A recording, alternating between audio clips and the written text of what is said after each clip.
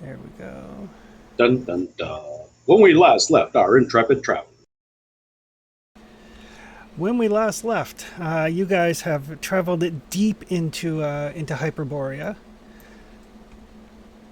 Probably the furthest from your ship you guys have ever been.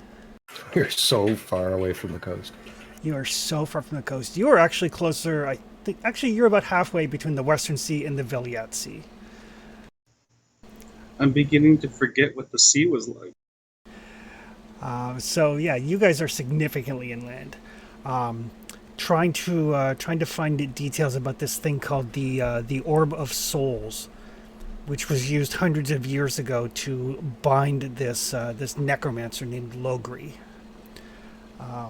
In a dream vision, you guys saw the last group to bind him, who managed to bind him just as he had successfully summoned at least an aspect of his god of Naharliothatep. The problem is that the Orb of Souls anchored the binding to the blood of the one who did the binding, and when Ragnar got his vengeance, it ended that bloodline, and Logri is in the process of getting freed. Worth. No good deed. No good deed. So as a result, the Northlands have been plunged into darkness.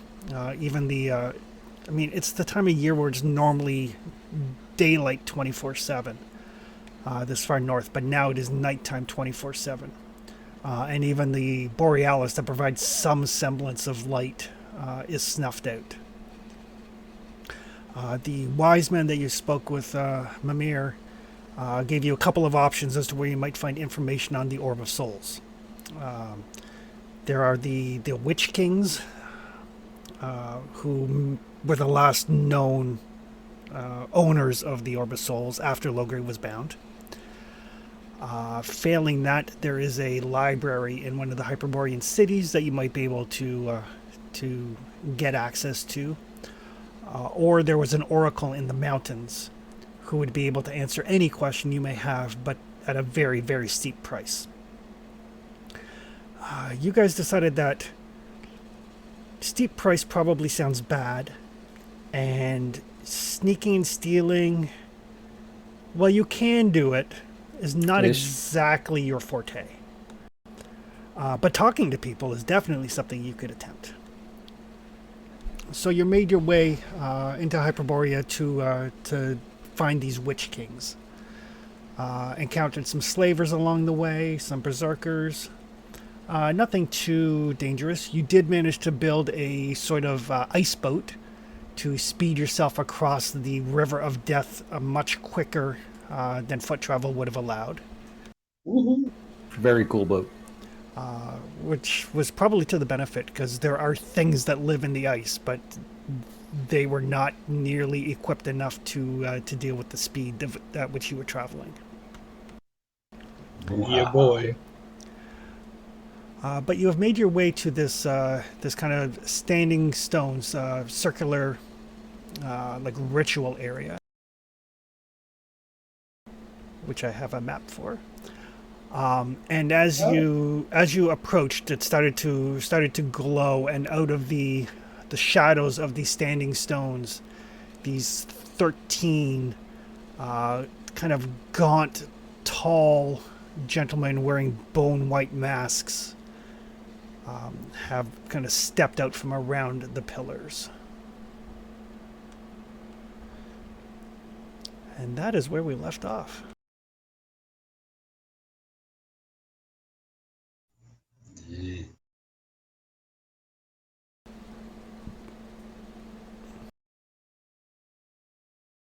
Right, so Rory, Aye. what exactly am I supposed to ask these people?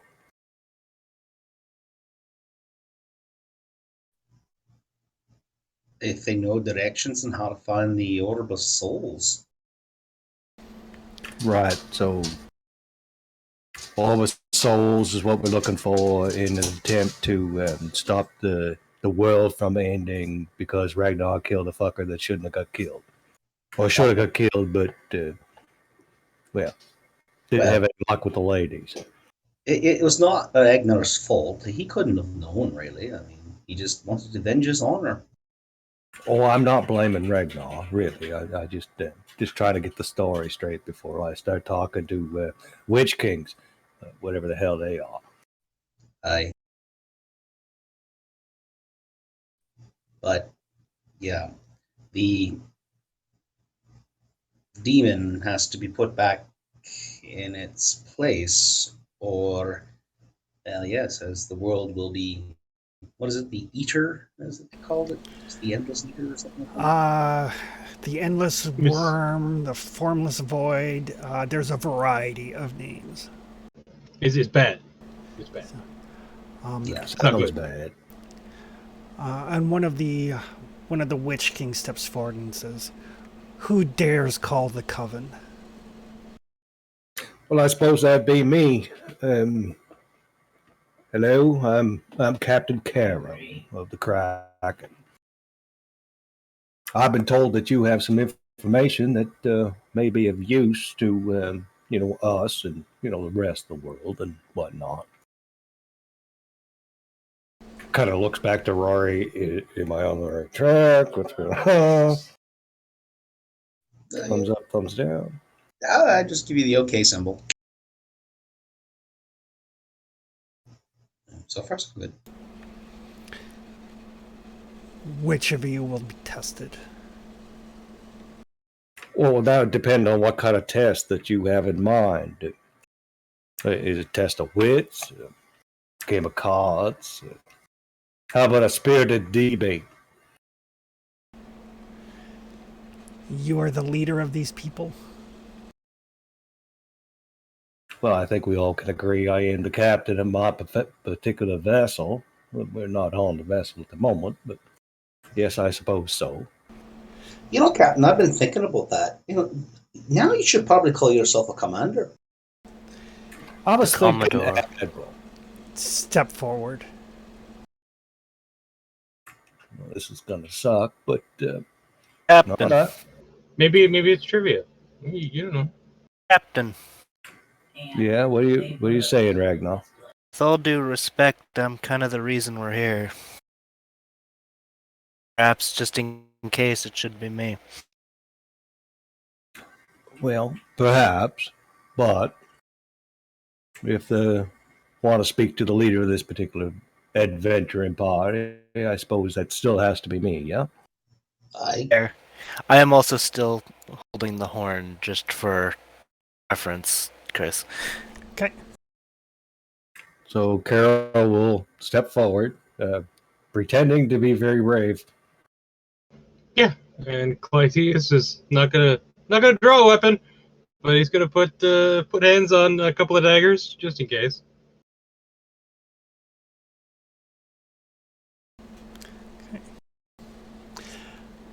So the one of the Witch Kings, the one who's been speaking, steps forward into the center. Kind of like takes his staff, kind of like thumps it on the ground 3 times. And each time he thumps it, the lights, the kind of greenish eldritch energy kind of pulses in time with his beats. And at the third one, this like lash of greenish blue flame like just envelopes Caro. And you hear, Caro, you hear a voice in your mind. It says, "A death curse is upon you. If you speak an untruth, it will kill you. Do you understand?" I understand. He'll kind of, if he can, he'll hold a hand back to kind of tell the rest to stay back from whatever's happening. Yeah, you can move freely, like it's not encasing you or anything. It's just the eldritch energy is all about you. Yeah, okay. It's kind of like you're the center of the light spell.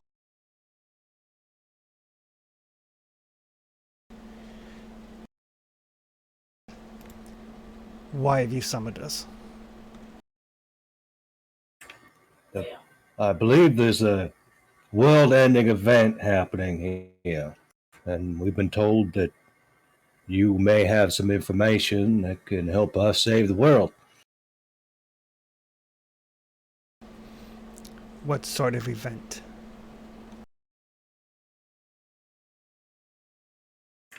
Well, I believe my friend Rory would know all the details, but let me tell you what little I know. A long time ago, there was this thing called the Orb of Souls. Apparently, it's tied to a lineage passed from ancestor to ancestor. Well, the last ancestor of the man that took it, I'm not sure how long ago, but quite a while ago, apparently has passed. And this is releasing a demon whose name has more syllables than I could possibly pronounce. We'd like to put an end to this demon because, we exist in a world that it's trying to destroy.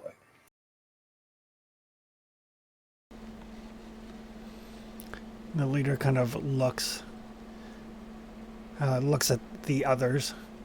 One of them says, "The binder was defeated centuries ago and locked in an inescapable prison. These are fools." And then another one says, "The death curse means that he is telling the truth, for he is still standing." Well, it's the truth as I know it. That's all I can say. The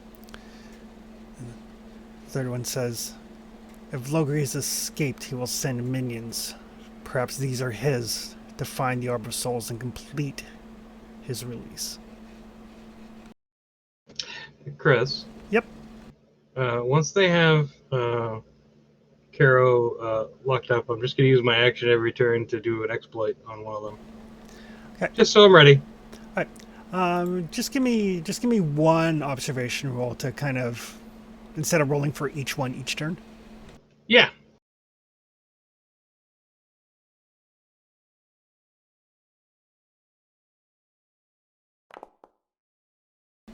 Oh yeah, that's good. Perfect. So if you want, you can just kind of like spend that momentum on your attack should you decide to attack, which will also give you extra damage. Yeah. Okay, perfect. So yeah, you're just kind of keeping your eyes on them, looking for any sort of weaknesses in them. Hands on some dagger hilts, and I'm like, I'm gonna kill you first.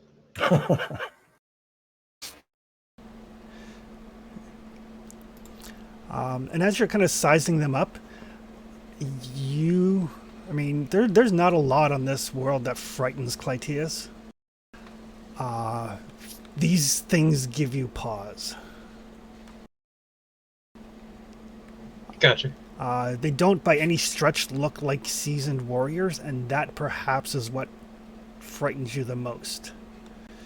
The fact that they're witches. These are all like witch kings, powerful sorcerers.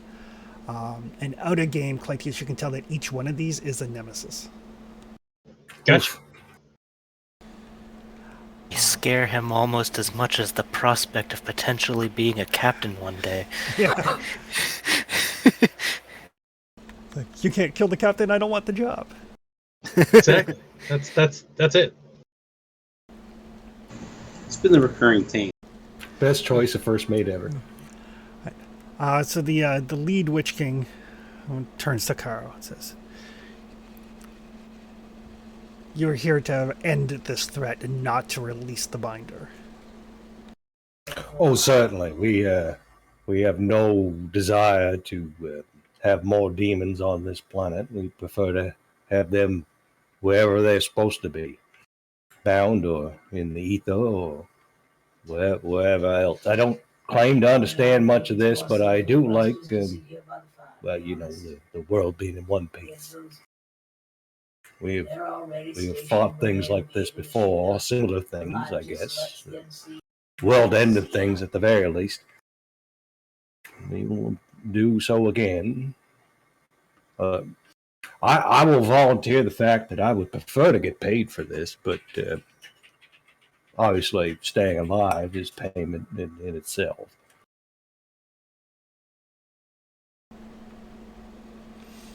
I am sure there are riches ahead for you. I always like to think so, but I mean, really, I think the priority is just making sure everyone stays alive. But hard to make a profit when everyone's dead. The Witch King kind of chuckles slightly. Remind me of me before I found this path. Well, if you could give me some advice to make sure I don't fall along on this particular path you're on, I'd appreciate that. Do not make deals with things you don't understand. Oh, I think I'm in the middle of one right now. That's unfortunate. It really is. And Caro's terrified of all this. He hates sorcery. He's bluffing pretty well because he's persuasive, but he's those things probably know he's quaking. The Witch King in front of you kind of draws himself to his full height, and you guys notice he's got to be, like, when he stands up fully, he's just shy of 7 feet tall. Yeah. Ooh, a basketball team. Clytius is getting real itchy. Yeah, super lanky. It's like, I think, like, out of reflex, like, Ragnar also tries to stand at his full height. It's like, I don't have anything on these guys. Ragnar's like 6'2". Big man. Do you swear that everything you and your companions have said regarding the binder is true, that you wish to end this threat? And he's with this death curse on him, he stops to think to make sure everything he said was true. Pauses, thinks. Yeah, well, I believe I could say that is factual. Yes. Which one's the binder again? That's the Necromancer. Oh, okay. Logri the Binder. Right. Gotcha. Right. So again, he like stamps his staff, and that flame basically, it doesn't just disappear; it gets like absorbed back into the staff. Slurp. He turns to you, says, "This one speaks truly." And he turns back. It's like, "What my brothers have said is also true. If the binder is waking, he will have minions, spies, creatures at his disposal." Well, he did send some helm things of some sort. Or I believe we've already met a some. thing of darkness, I think it was. The creatures are one thing. He's able to bind the will of others, to have people do his bidding. I don't suppose there's a way to prevent that from happening to me and my crew.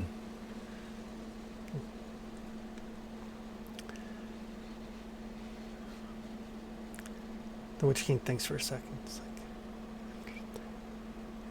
any motions, and one of the others steps forward, and his hand materializes these like obsidian and bone like talismans.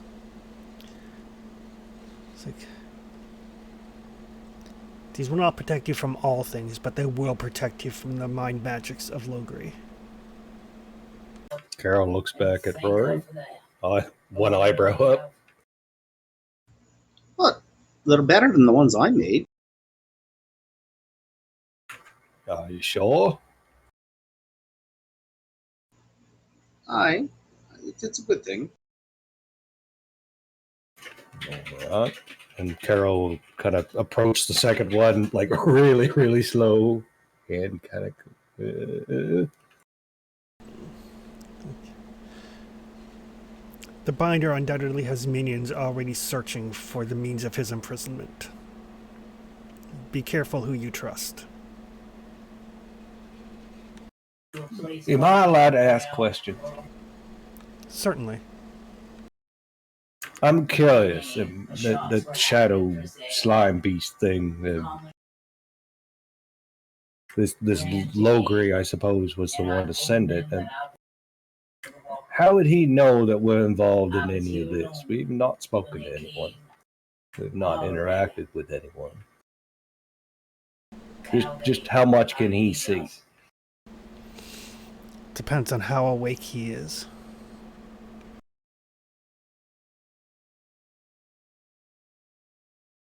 I just find it strange that, according to my friend Rory here, those things were summoned using magic, sent to hunt us, and just it's odd that someone would be hunting us when we're not technically involved in any of this. Though I suppose we are now.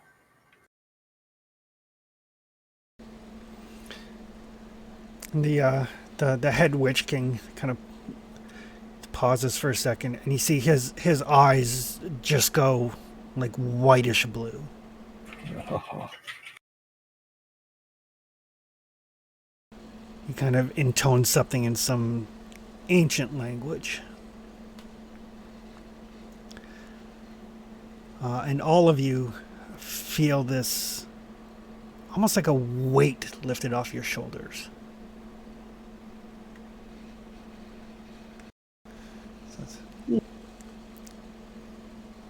The eyes of Logri were upon you.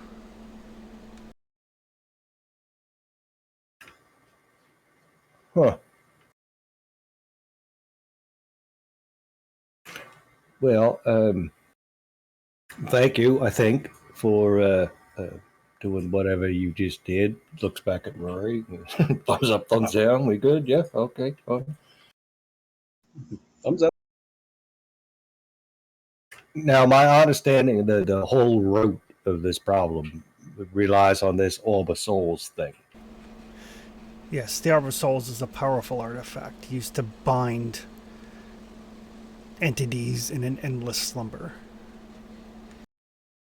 So hopefully, it's my hope that you could perhaps lead us in the direction to find this thing and teach us how to use it to make sure this Logri fella, keeps us in one piece. The Orb of Souls was placed in a vault in the city of Skola centuries ago. It is there that you will find it. Chris, is that the place that we relived? No, but you did hear the word Skola. Apparently that was where Logri was headed before he got bound. Do we know where that is? You don't. Clytius is your navigator. He might. Balls. Clytus, you happen to know where that place is? Or somebody could make a lore roll as well. I can make a lore roll. What kind of check is it for me, Chris? As a navigator, I'll say it would be observation.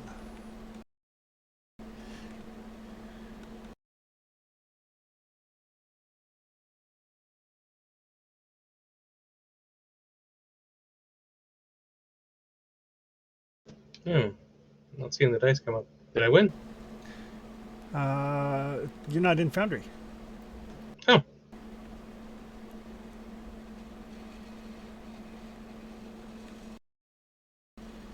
May have to F5 to refresh.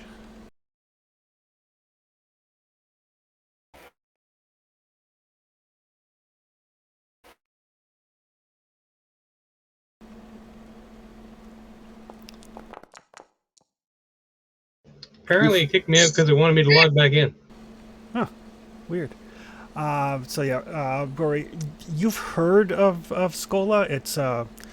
It was like kind of a thriving Hyperborean town back centuries ago. But you're not entirely sure. You're not sure where it is, other than it is somewhere on the northeastern side of Hyperborea.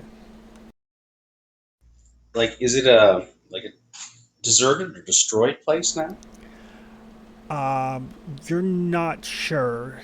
You know, the stories that you've heard is it was a metropolis, but that was hundreds of years ago. Fair. Right. Yep. Clytius, you know that Hyperborea is basically on, or Skola is on the kind of the southern border of Hyperborea and the Turon Steppes. Gotcha. This is sec here. I'll put you guys on the world map so you can see. So it. over by Turon. Well, that's farther away from the coast. So, It's further away from everything, Ken. and you do have one momentum if you have any questions.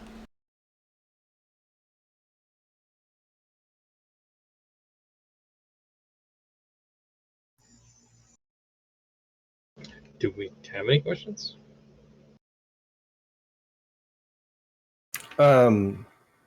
Maybe up to you, but if it was a city and it's not a city anymore, what happened to it? Maybe. Maybe. I don't know if observation would give you that, but Or are there any major landmarks around where the city did lie that we could then hone in on? Pretty sure it didn't used to be a port. It did not. Hyperborea is not renowned for its ports at all. But yeah, it's like, Rory's heard of it and Clytius knows where it is, so the two of them kind of like putting their heads together. And as pieces start to fall into place, it was a city. It's been abandoned for 200, 300 years.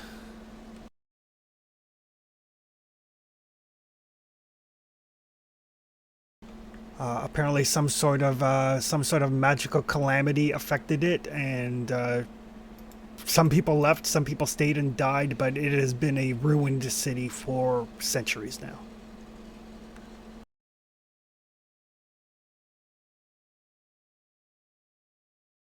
so I suppose you're telling me that this is the place we need to go to collect this orb. Now, once we have it, what are we supposed to do with it? You must confront Logri with it, ensure that he is weak enough for the orb to take hold, and then complete the ritual of binding.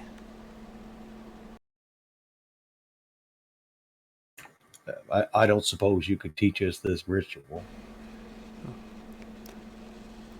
He kind of holds out his hand, and one of the other Witch Kings, kind of similar to how the protective talismans manifested, this scroll case manifests in his hand. Well, all right. Another concern that I have is I believe Logri is heading towards that place right now. Logri's minions, perhaps. The binder himself is not yet fully awake. Oh, he's still stuck. Well, that's good to know. And by weakening him, do you mean like stab him in the liver and kidneys a bunch? That is what worked in the past.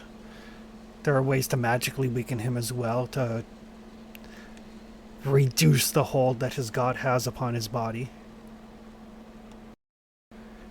Depends on whether you have a skilled sorcerer with you or not. Well, Rory. Aye. Rory knows some things about sorcery. He'll probably be the one reading that particular scroll. Aye.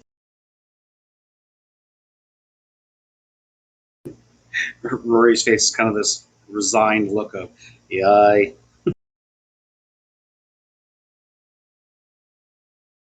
I mean, anything you can do to help, it is the end of the world, which I'm not sure if it matters to you or not, given your current condition, but it matters a great deal to us. Where is Logri? We do not know where his resting place is. So that will be something else we need to find out on our quest. We will endeavor to use our abilities. They are not without risk, but we will see if we can find that for you. Aye.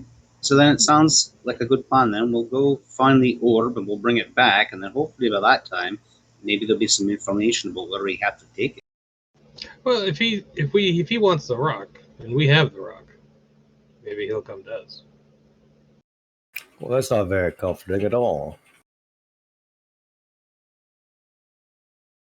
Oh, was anything about this comforting? I must have missed that part. Oh, not a bit, but I'm just making sure I'm not telling any lies while I'm standing in the circle. Apparently, it'll just stop my heart or something.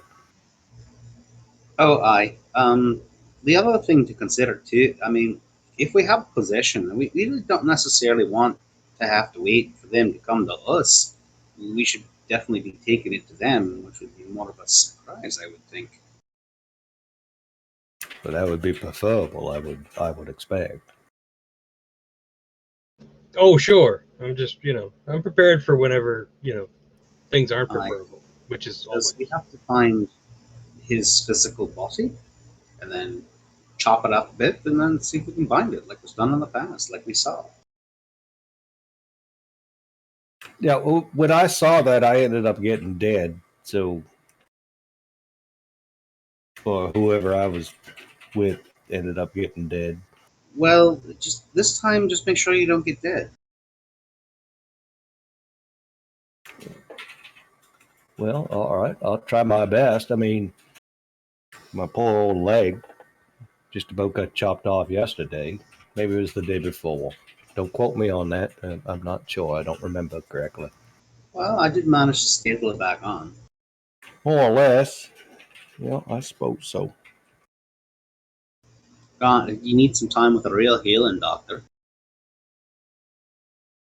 The time is not something we have. Mr. Witch King, I'm not sure the way I should address you, but is there any advice you could give us to assist us on our way to do this particular quest and not get dead?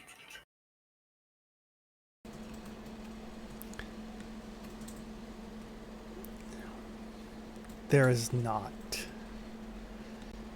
Have faith that it has been done before, which means it is not impossible. Well, we saw the last attempt. It didn't go well for most of the people involved, but we will do what we can. I can assure you of that, and that's honest truth.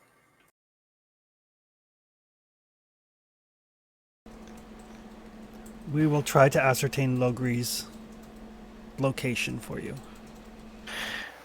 In all due respect, Captain, the last party that we saw do this, they were not prepared for what they ended up going against.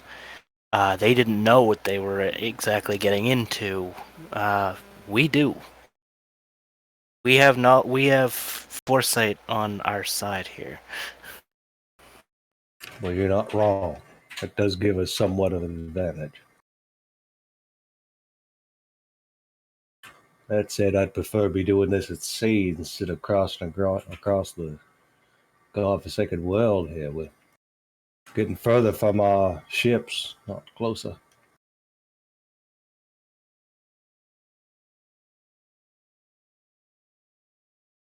But we do need to ensure that there's a world to live in, so we have to make our way. Mr. Witch King, are we free to go? I'm not sure how this all works. Yes.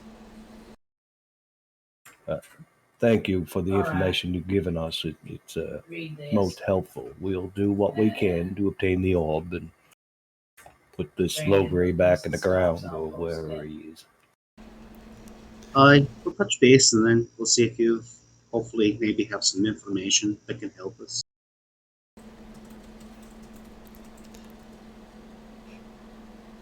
We wish you luck. Well, luck we have in spades. It's better to be lucky than good, I've always said. I prefer both.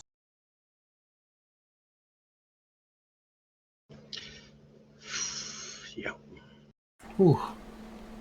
And they step back into the shadows, and then as they disappear, the greenish flames disappear as well. Carol kind of falls to his knees, taking a deep breath. Well, that could have gone worse. Mm. I pass him the booze ball. You want to take a look at this scroll, I suppose. These talismans we should spread around. What you show us, they're safe. Well, if they said he was watching us, and the last place he was watching us was here, maybe we should get the heck out of here first. There's Oh, some yes. merit to that. Yep, I agree. Well, I guess we're going east. Yeah, back to the skiff. I don't suppose there's anything like civilization between here and there, is there, Chris? There are some like Hyperborean settlements here and there. But they hate everybody. They hate everybody who's not Hyperborean, yes. They are renowned Yes. slavers, especially Rory and Ragnar. Cimmeria and Asgard have long-standing battles with Hyperborea. They raid into your countries, take slaves. You guys raid back and kill a bunch of them. They are not a friendly people at all. It's a very tit for tat relationship. Yes.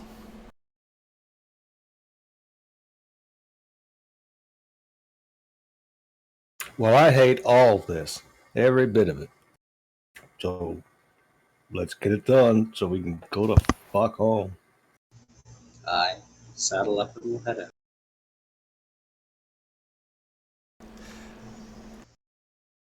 Although, is it still all like icy and stuff, or are we? It's like it's not glacial like the River of Death was. It's a lot of tundra and the like, but the ice boat that you have will still make some difference.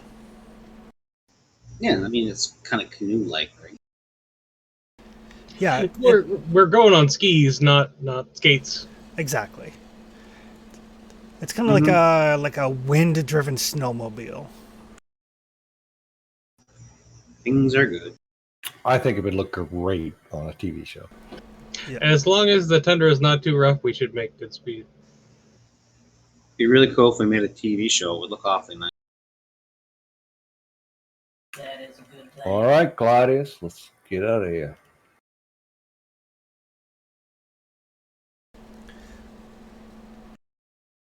Right. All right. So you guys kind of load everything up, and Clytius, I mean, you're an explorer, so you know things. So there are settlements and villages, and you definitely want to avoid any of the larger cities.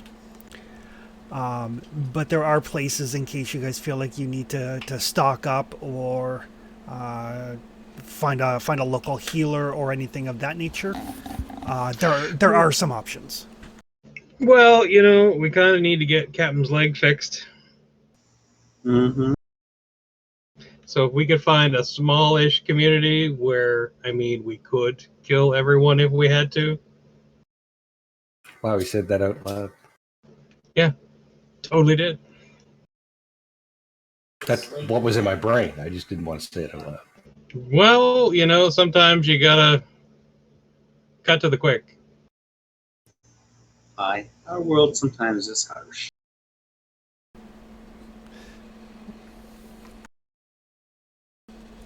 Right. Give me you don't have to worry too much about a navigation roll because you're just kind of heading east. You've got a pretty good idea where that is, but give me a sailing roll to operate your ice boat. Difficulty is 2. Can I All right. assist? You can, and I believe your difficulty goes down by 1 because of one of your talents. Right.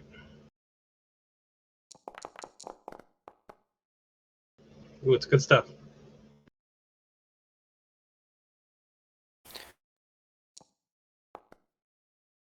I'll re-roll that.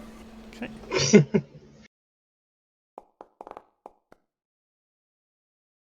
Not help, but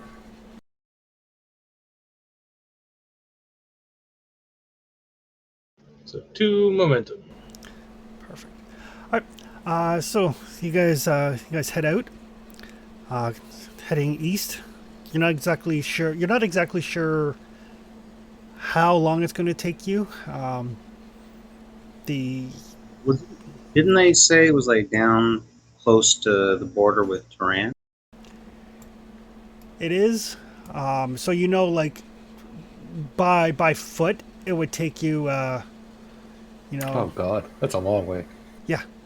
By foot, it would take you probably the better part of 10 days, maybe 2 weeks. The ice craft that you have does make it faster. So you're guessing probably a week. Ugh.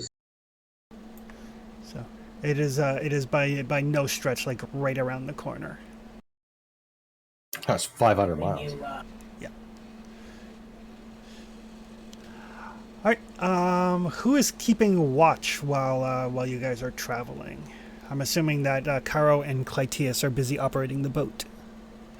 Because it is, at this point, it is much more like a snowmobile, so it requires kind of constant adjustments here and there. Well, I would assume that it's both Ragnar and Rory. Ragnar is pretty much like eyes ahead, like he's been rather quiet actually since. Yeah. You stay on the bow, I'll be eyes to the left and right. Alright. So you guys can give me observation rolls.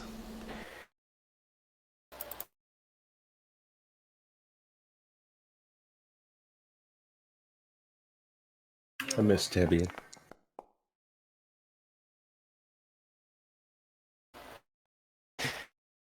Too focused on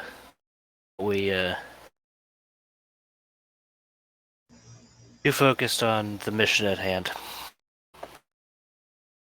It seems like it's important. I'm going to spend a fortune. Okay. And it's a good chance to remind everybody to reset your fortune. Yep. Got it.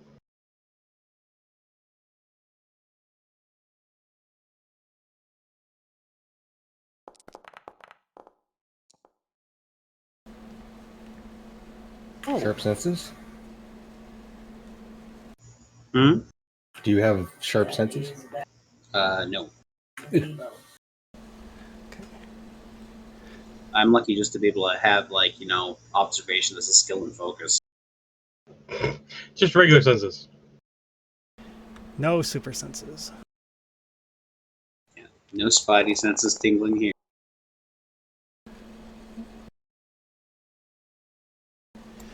All right.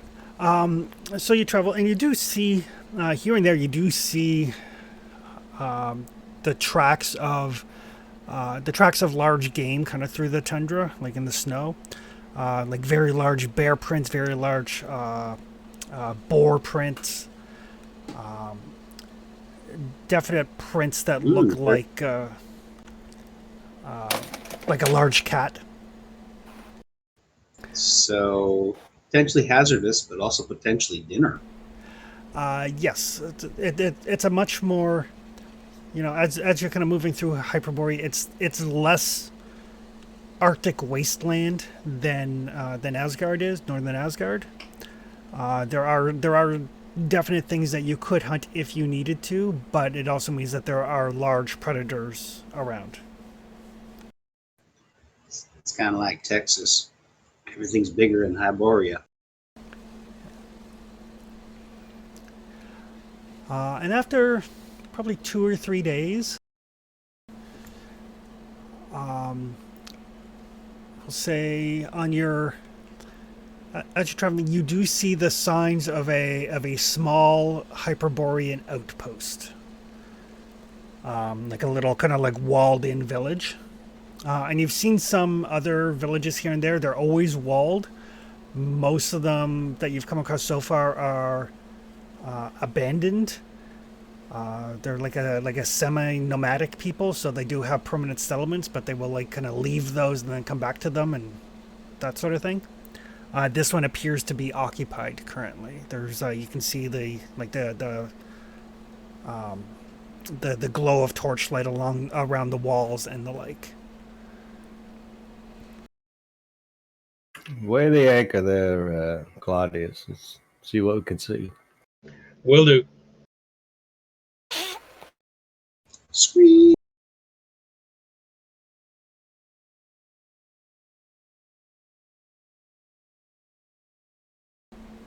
I assume you guys are like kind of parking at the outskirts of it, kind of like where you can see the torchlight, but they can't see you.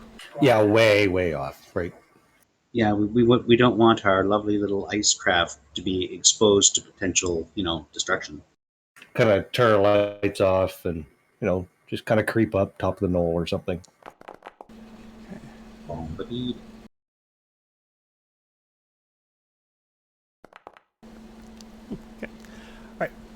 So yeah, you guys kind of creep up to where you can kind of get eyes on, and it's rough because it's dark. So you can see the shapes of some buildings within the walls, maybe a dozen or so buildings. There is like a kind of ramshackle wall around it, made out of like whatever scrap wood they could find, whatever scrub trees they could get. Torches along the walls at regular intervals. You do see some people patrolling.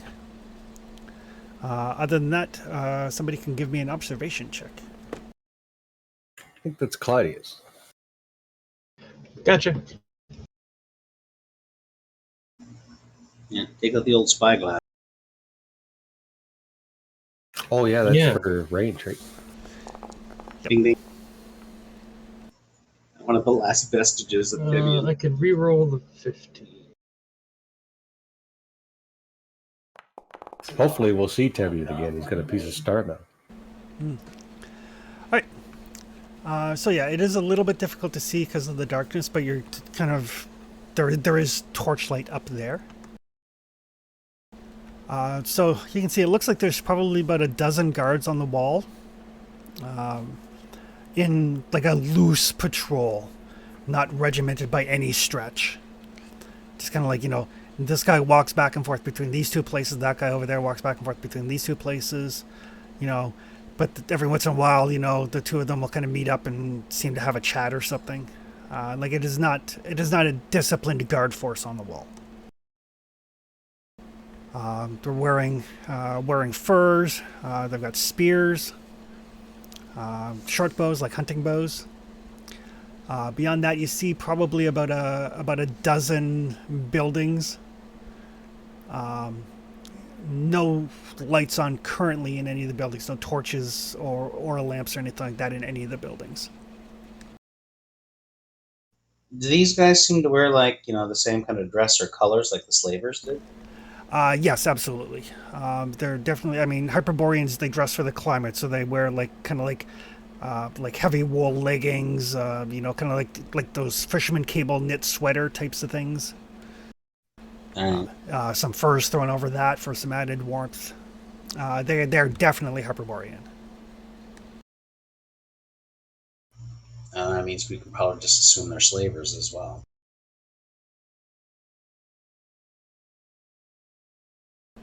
Well, do you wanna go talk to them, Captain, or you want me to start picking them off? Well, I mean, what's the intent of dealing with these people? What are you trying to accomplish here? Rest, relaxation, good medic. Well, ideally, yeah. Resupply, get you fixed up, be on our way again. Is this so? Is this big enough for that to happen? It's possible they might have a healer. I mean, they're out here, like it's an outpost, so odds are they probably have somebody to take care of whatever ailments might happen. I wonder if there's anything close they could signal. Is there any other towns nearby? Do we know? You haven't seen any.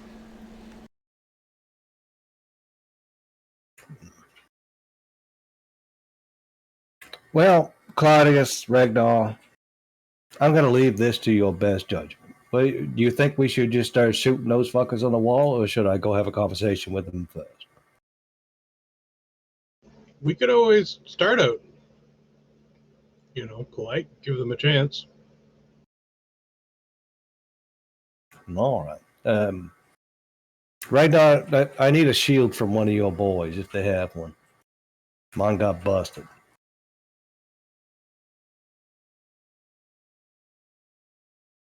I'll give it back. Just if I'm going to walk up the walls, I probably should have a shield, I think. I think Ragnar is briefly AFK, but he'll probably give you a shield. I would expect so, yeah.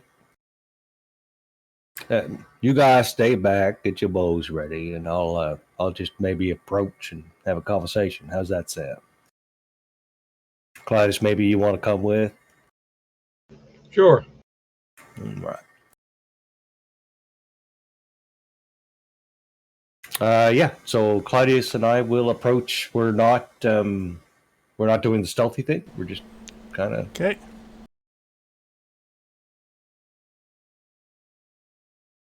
working our way up there.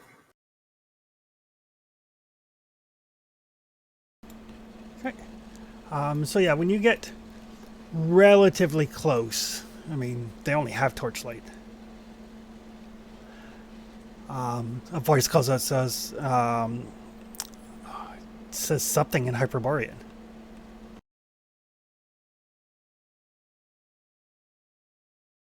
Does that mean anything to you, Claudius? Do I need to make a test for that, Chris? I can make a linguistics roll. I can. Ooh. I have a talent. Oh, please do. Can I assist you? Sure. No, not really. Oh. Okay. Right. So I can use command instead of linguistics. Yeah, you can get the gist of it. I'm much better in command. No, I got nothing. I'm going to spend a momentum. So, at the very least, Claytis, you do recognize that it is Hyperborean. I mean, not surprising, but... Ooh, shouldn't have re-rolled that. You got greedy. I did. Excuse me. So it's like pushing a roll in Forbidden Lands, right? You're like... It really is, yeah. All right. So, Claytis, you recognize that it's like, of course, a small remote little outpost in Hyperborea is not going to speak Argosian or anything. Clytius, or Caro, you, just kind of the tone of that was definitely kind of like, halt, who goes there sort of thing. Can I hear? Yeah, so Carl will go into a rambling speech like he always does, basically trying to convey that, we're outside, we'd like to have shelter, we'd like to be warm, we'd like to have a meal, etc., etc.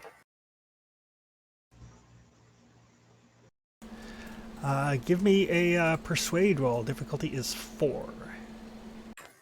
Oh, we are travelers. We have gold. If I can hear this, can I make a linguistics roll as well? Yeah. He was very obviously like shouting, so. Ragnar doesn't care that much. Yeah, I don't know if I care that much either. Okay. So yeah, Rory, you can tell it was definitely a like, halt, who goes there, as opposed to like a run-of-the-mill thing, as opposed to like, tell me who you are or I'll kill you. You could kind of gauge the intent behind it. Gotcha. So.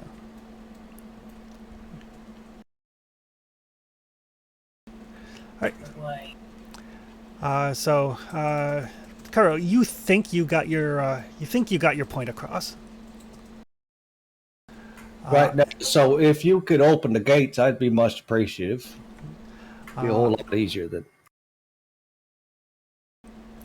And after a couple of moments, you can hear the sound of activity on the other side of the gate, and the gate opens. Like they open one side of it. It's like a double gate into the thing, large enough to like bring a cart in, but they only open one side of it. Dun, dun, dun. Well, there, that wasn't so hard, was it? And there are like probably about 4 guards kind of standing in the door frame. Oh, gentlemen, are you going to make us do this the hard way? They say something else in Hyperborean, which you roughly get by their gesturing and stuff, that they expect you to leave your weapons at the door. What do you think, Claudius?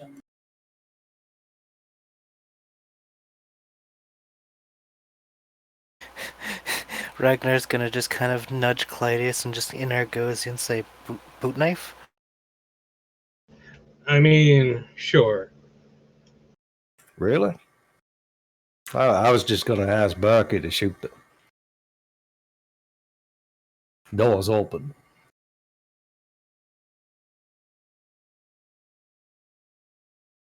I mean, up to you, Captain. It's entirely up to you, Captain. Oh, well, all right, Claudius, we'll just meander back to the hill. He'll put one finger up, like, hold on, 1 sec. Be right there, guys. And start heading back to the party, because we're a ways away, right? You guys are a little bit away. As he's walking back, he's like, well, Bucky. They when you guys start walking away, they close the doors again. Now, I told you just to wait a minute. Oh, fuck this. All right, Bucky, clear that wall for me, will you? Ain't got time for this. My leg hurts. I need a rest.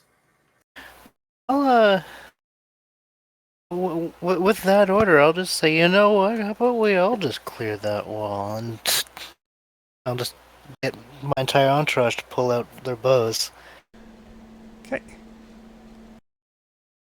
Carol and Claudius would kind of walk back to the knoll as the arrows fly overhead. That'd be a cool scene. Oh, Clytius turns around full speed and drops into a run towards the wall. Okay. Yeah, Ragnar's actually gonna, like, while the entourage fires, Ragnar's gonna join Claudius. Alrighty. Oh, here we go. All right. Let me see. Do I have a ready-to-go village map? Probably. Oh, you probably do somewhere.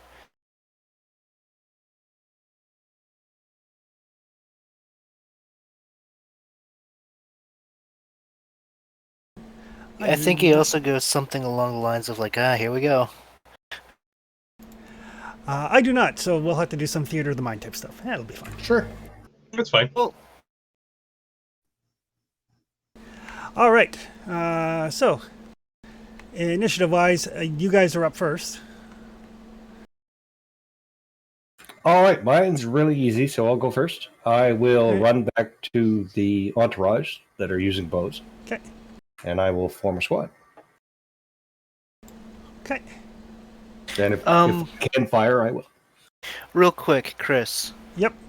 I don't think Helcatla actually has a bow, does she? She does not. I'll have her join me and Claudius, and the rest can be back with Cairo. Okay. To you, Tony. Yeah, so if there's enough time for me to shoot, I'll shoot. If there's not, I'll just form a squad. Okay. It takes your action to form a squad, so. Perfect. Do I want to do it? No, I'm fine. That's fine. Okay. All right. So. All right. So Kara runs back to form a squad. Clytius and Ragnar and Helkata charge the wall. Yep. It will take your major action to get to the wall.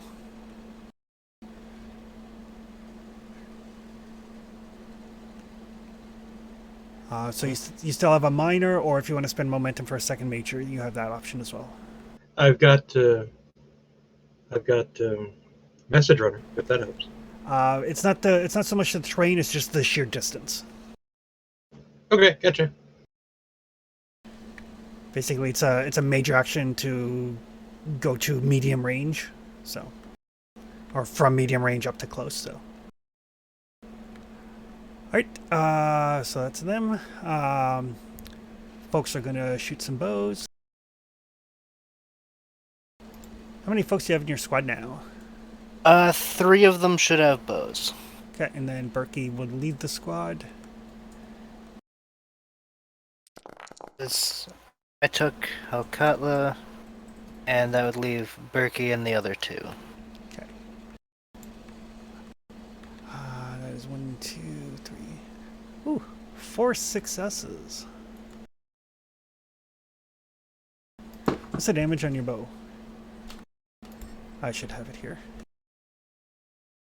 I'm so proud of them. Ooh, damage is 5, piercing 1.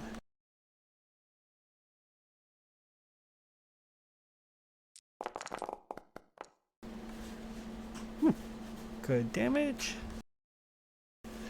1, 2, 3, 4, 5.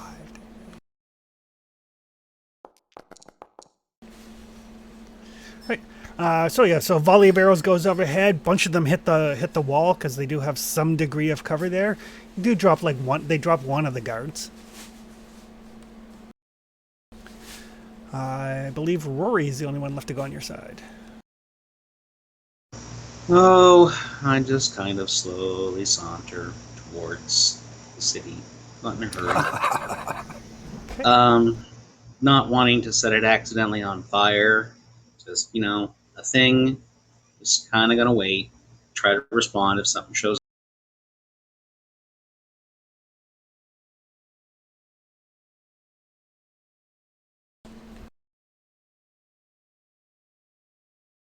It's true. We do want a warm place to camp, but perhaps not that warm.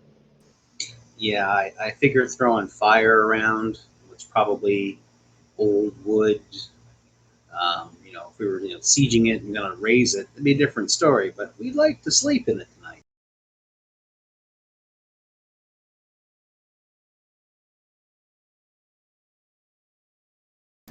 Okay, just give me 1 sec here, just so I can track things a little bit better.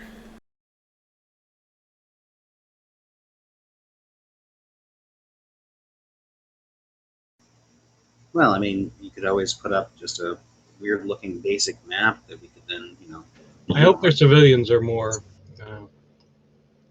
reasonable than their soldiers. I think they're all with, so The soldiers were very reasonable. I was going to say, I think we're being unreasonable. yeah, we're the ones that are being more hostile than anything here. Well, they're probably slavers. That's right. Or at least they have been at one time. Or will be in the future. We might be doing a service. We'll go with that. All right, give me 1 sec here. Rory's morality is flexible.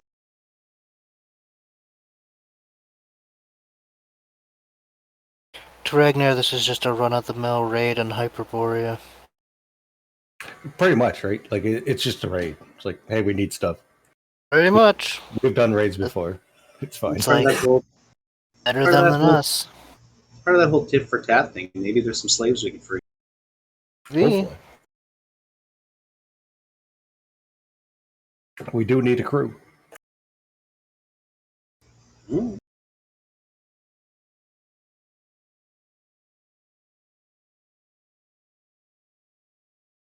I mean, the odds of them surviving until we ever get back to the ship are probably slim to none. Probably don't lead with that. I mean, we do have a tendency to use the minions like a blade of armor. I feel called out here. Well, No, nothing at all. No. well, you have got a lot of crew killed. Though I suppose technically Carol's got all of them killed, so.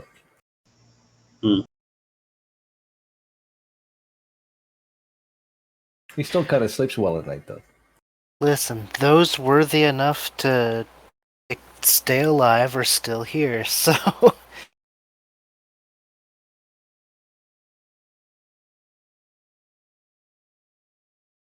And they are doing fantastic. I think the fact that you stopped giving them all names probably says something. Yeah, Chris just started naming them, so it's like, I don't feel as bad. I think Berkey's been alive for like 15 sessions or something. Berkey's been, was one of my first. Berkey was literally in my first 2. Yeah, like wasn't he back when we were just raiding ships? Yep. Like way back, yep. That's why he gets officer pay now. All right. He earned it. Hard to argue. Well, it's too bad we couldn't find a way to spend XP on Berkey. He is upgraded based off of how many warfare type things Ragnar has. I have a lot.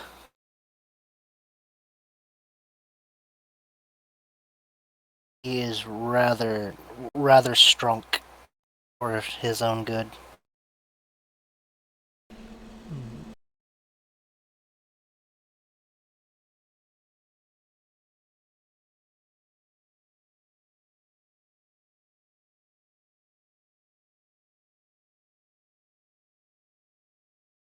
Eventually, Ragnar's just gonna start with making just his own private army. There we go. Needless to say, not to scale, but it'll give you a rough idea. No, that's great. It looks good.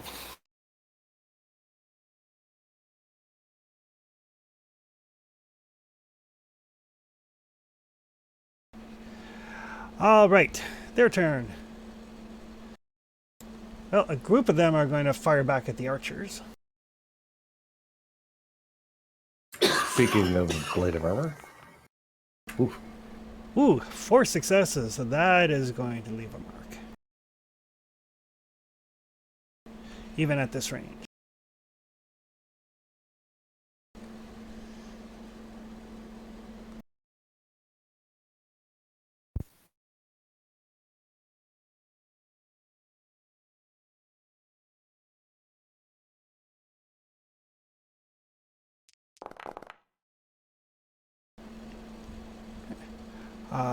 That is going to drop one of your minions, I believe. Let's Oh no, make it one of the unnamed ones. Yeah. And actually, it doesn't drop them because your guys are all toughened. Yeah. So one of them gets wounded, but doesn't drop. And these guys are going to shoot. Let's see. There's 3 of you.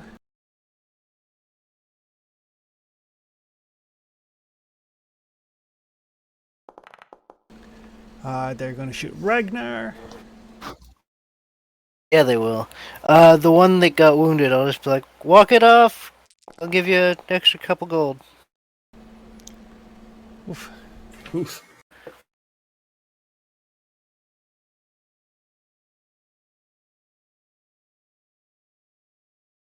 It's always bad when the GM is rolling so good. It's okay.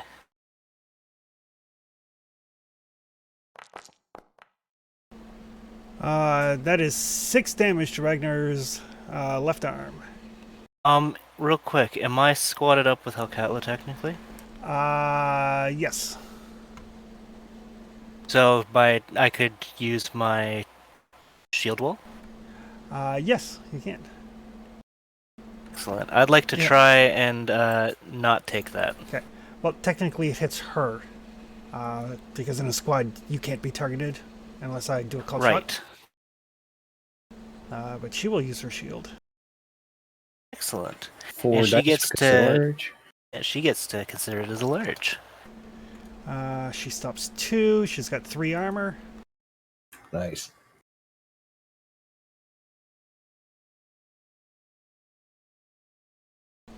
Okay, perfect. That is them, and like calls and shouts and everything start going off as well. Right, back around to you guys. Clytius, Ragnar, and Halkada, you guys are basically at the wall. Rory, you sauntered up. Did you want to saunter all the way up to the wall? Just in personal throwing distance. Okay. It would still be medium range because the other side of the wall is a different zone. No. But you could get up to the wall and then just, like lob things over it. Yeah, I'm trying to stay at a kicking distance.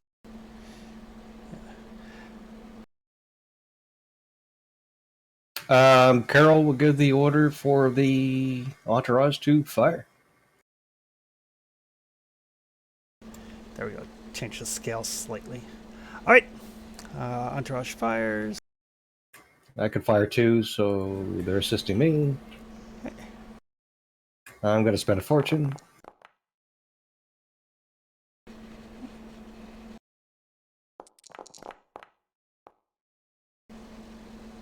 And everybody gets rerolls. Wise veteran. Everybody in the squad gets to reroll. Yep. Zero? All right, so 4 from you, 3 from them. That is 7 total. Range is long. So it is difficulty of 3. So 4 momentum. 4 momentum, they're wearing armor. They have some armor and they have cover. Can't do anything about cover, but I'll spend 1 for piercing 2. Okay. Does your bow have piercing? It does. Okay. It's a Shemite bow. And that leaves me 3. How much was... actually brings it up to 6, I believe. Yep, you had 1 overflow that you spent on the penetration. Perfect. Okay. So we'll do damage.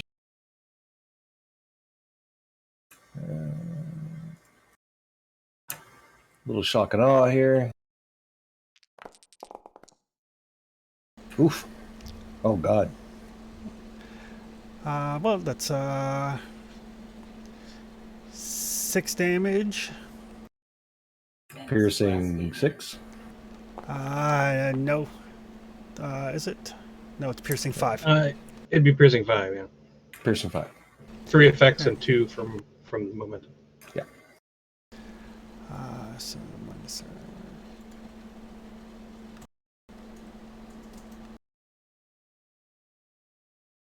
Should be enough to shoot him right through the wall. Okay. So 1 of them drops. They are down to 3 in that squad. Okay. Yeah, I'm good with it. All right. And we'll take cover. Okay. Because we can move, right? Yep. I will attempt to burn the injured group. Alrighty. That'll be I'm assuming, difficulty is 2. yeah, I'm assuming though it's if I just use the personal one, it minions so it spreads and then kills more. Yeah, like if you hit one with area, it'll hit everybody in that group. If you hit just one, then it's dependent on what you roll for damage. Gotcha. So I guess maybe we'll be safe and we'll go for hitting. Actually, at this range, I could hit the fresh one. It wouldn't matter. Yeah, they're in the same zone on this like wall side. Yeah. So we'll dirty them up some. I'll use let me get my worry sheet here.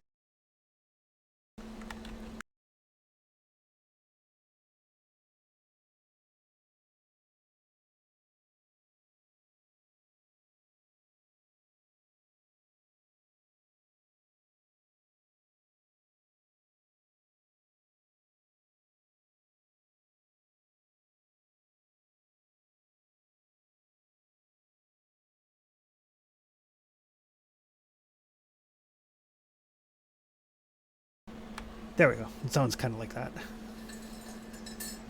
Works.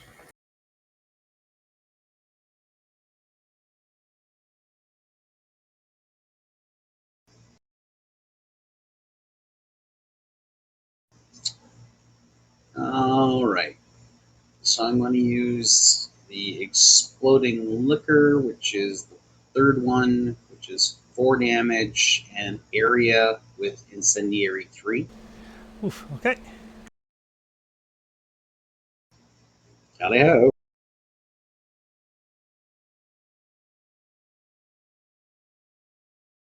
What do we got for momentum? 4. Sweet. I'll use 2.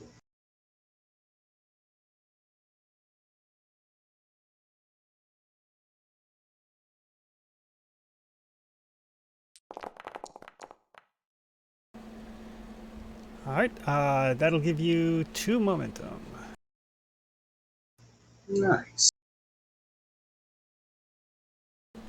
Kind of yell out like fire in the hole. Yep. And I will now roll my 4.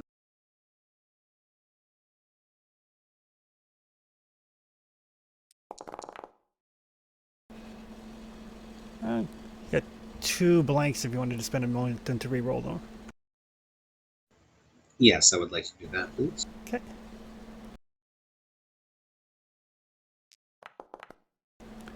That's better. Much better. So it's 1, 2, 3, 4 damage. I'll put that the second momentum. I'll put that in extra damage. Okay. So 5 damage. And round it up now. And some effect.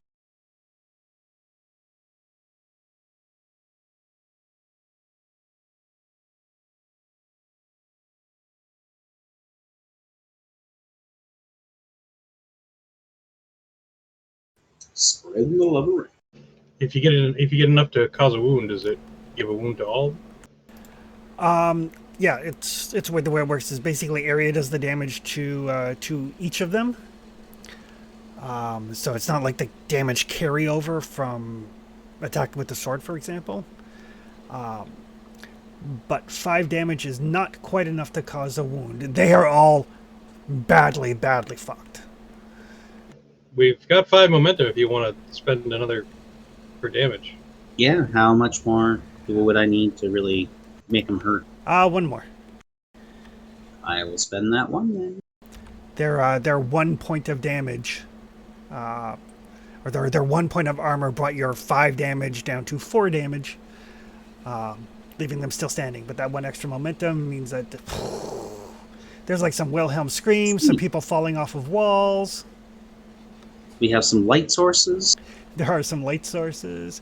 You got 2 effects, so you can hit somebody else in the area. We call those long candles. So Long candles. affect the other one then? Yes. Long bacon. Do that. So it kills another guy over there as well. Splonk. Collateral damage. Excellent.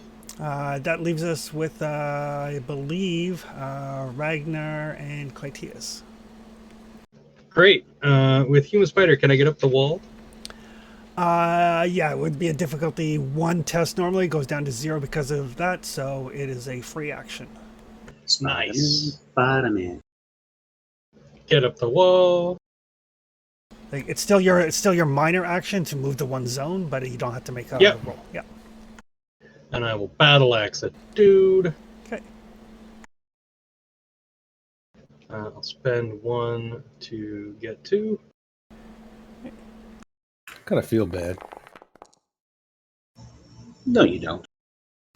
Kind Oh, of little. Only 1 hit. It's still a hit. All right, cool.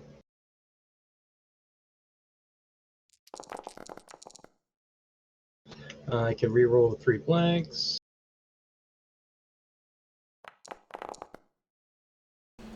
Oh, that's the money. Oh god. So that's going to be 6, 8. 8 damages. That's more than 8, isn't it? 1, 2, 3, 4, 5, 6, 7, 8, 9, 10 damage. Oh, 10. Yeah, right. Gotcha. Battle axe is vicious.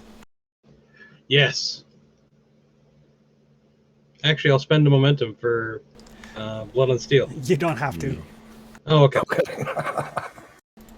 Oh wait, maybe you do have to. There's one guy left with one vigor left. Yeah, get him. And now there is.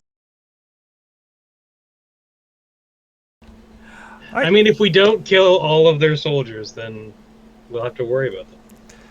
We just made this guy permanently part of the wall. That will leave us to Ragnar. Ragnar is gonna look at Helcatla and is just gonna go ready to break this gate down. I could just open it if you want. You could. Now that I'm on the wall, Chris, is anybody else coming?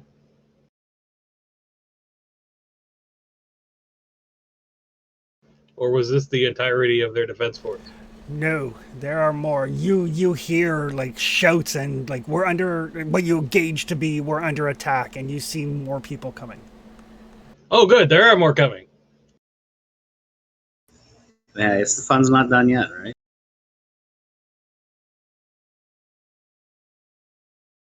Yeah. So if you want to open the gate, we can join you in there. Well, it would have to be my next action. Helcatla, we're just There, gonna. kick her down. Yeah, we'll just try to kick her in. Kick the gate. Okay. Athletics roll. All right.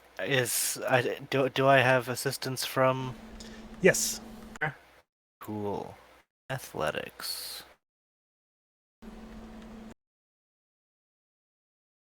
And just to make this look, this is just a D1, right? Kicking down the gate. No, it's difficulty 3. I'm gonna spend a fortune. Because I want this to look interesting. Yeah, spend a fortune. And then you guys are over here because that's where the gate is. Yes. Oh god. All right. So it'll give you 2 momentum overall.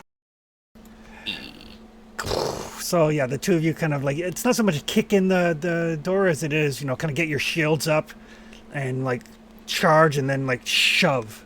Like it's a fairly sturdy gate, but it gives. Good. All right, gates open. And just join Clydius for the melee that's about to ensue.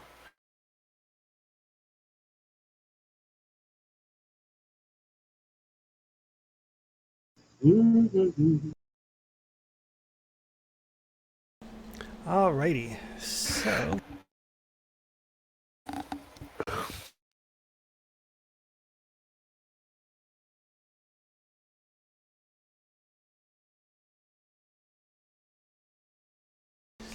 basically coming out of one of the houses, you see some definitely what look like more seasoned warriors. One of them yells out something in Hyperborean.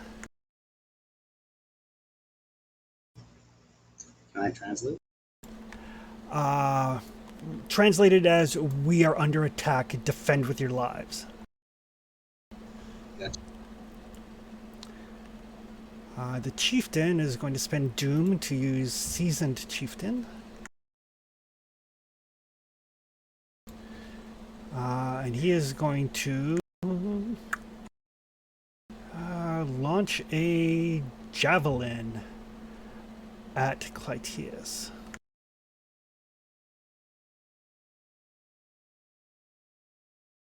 Oh, that's going to be a mistake on his part.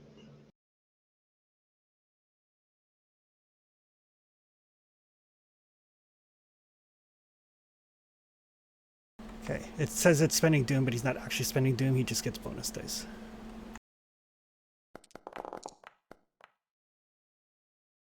Nice shot.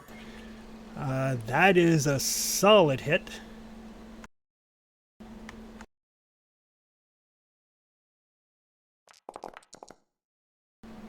I will spend the Doom that he generated to reroll blanks.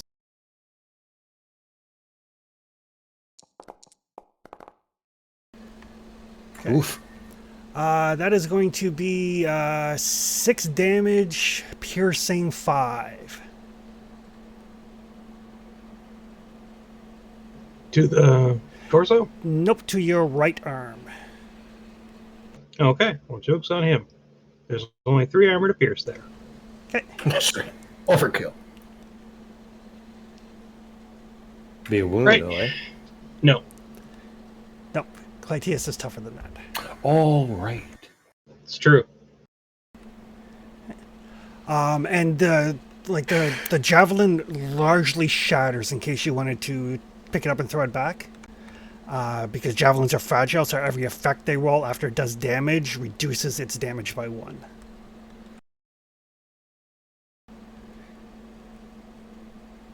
So he hits me with his javelin, and his javelin is blown apart.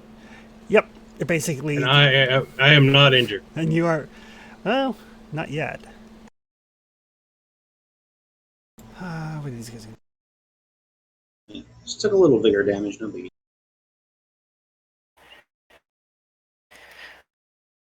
Wondering how odd would it be for these guys to just see, like, 2 Argosians, a Sumerian, 4 Asgardians, and a Hyrcanian just assaulting their village. Alright. The house warriors are going to move up. They are going to throw hand axes. I just think it's hilarious that all these guys are picking on the little guy. Clytius is the short guy.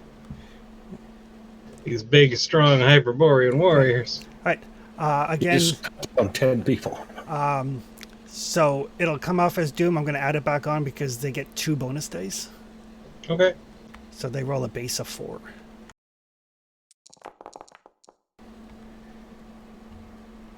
That will miss due to rain.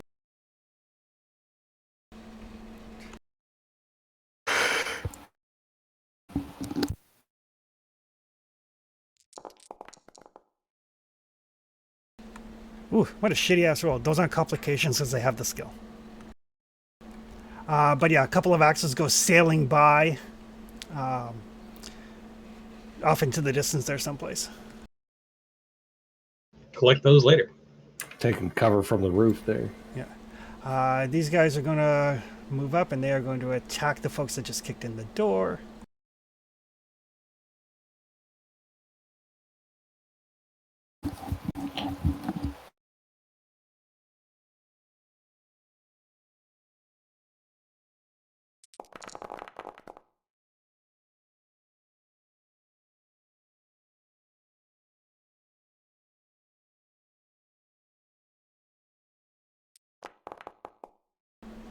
Oh, that is going to hit. Yep.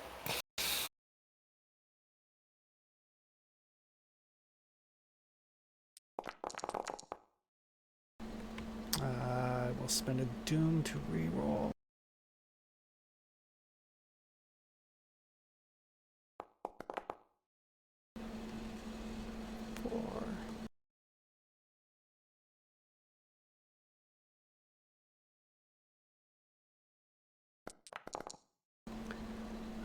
Stops 2, 1, 2, 3, 4, 5, 6, 7, 8.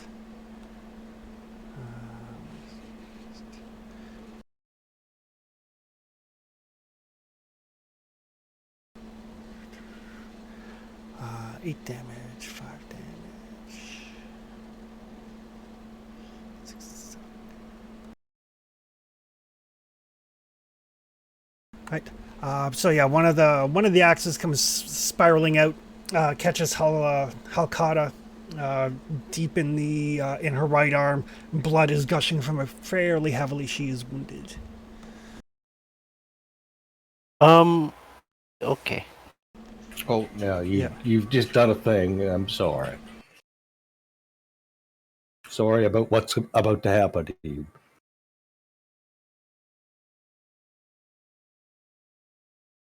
Just look back at her, just, you live?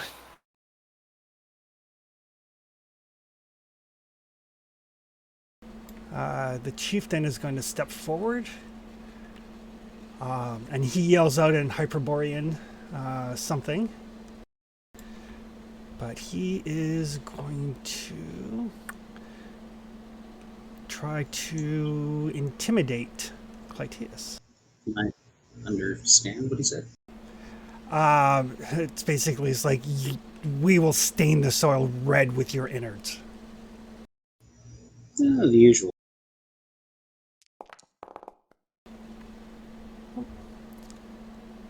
But that is going to be 2 successes. Okay. Blew out his voice. What do I roll something against that, or? You would have to declare a defend before they roll the attack. Oh. You could roll discipline if you want to give me a doom, since you do have to declare normally before any dice are rolled. But you could roll discipline if you want to give me a doom to defend. Sure. Let's do that. Okay. That being the case, I will spend a doom to get an automatic success as the chieftain. Okay.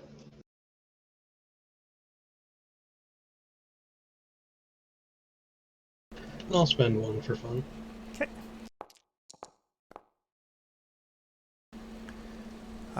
So you got 2, he got 3. Courageous? Yeah, you could re-roll the 17 if you have courageous. Yep. Okay, let's do that. Nice. Ooh. Right. I will spend the doom to break the tie. Okay, you'll get 2 dice cover because you can see Carol. Okay. So you get 2 cover dice, which stops 2 plus your courage. So they're looking to beat 7. Okay, so you'll take 1 resolve and you're stunned unless you want to pay 2 doom. Yeah, I spent it. I don't want to be stunned, so yeah. No, that would be bad. Okay. All right. It's not what your mama said. He'll spend a doom to basically draw out his battle axe and his shield. That is all of them. You guys are up.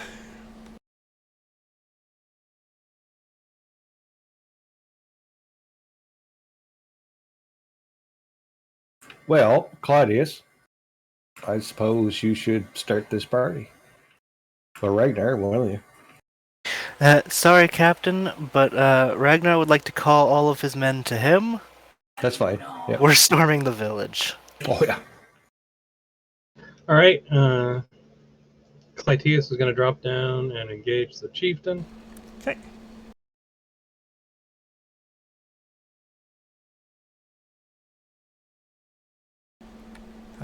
Chieftain will defend. Okay. I'll spend 1 to get 2.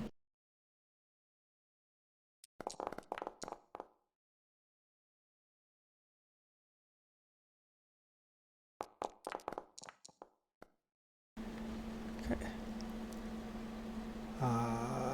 3 successes, 3 successes. Okay. He will spend 1 of the 2 doom from your complication to break the tie in his favor. Okay. And then spend 2 doom because he successfully defended to disarm your battle axe. Okay. Hit him again. Yeah. I will stab him with my dagger.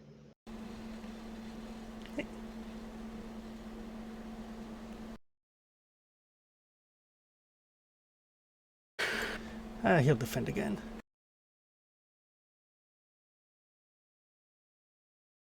Spend 1 for momentum, or spend 1 for extra dice.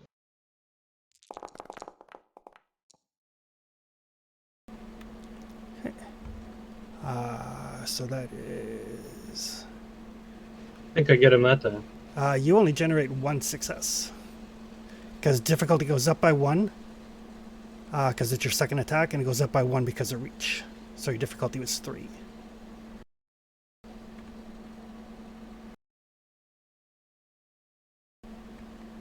Oh, you don't have the reach power? He only generated 1 too.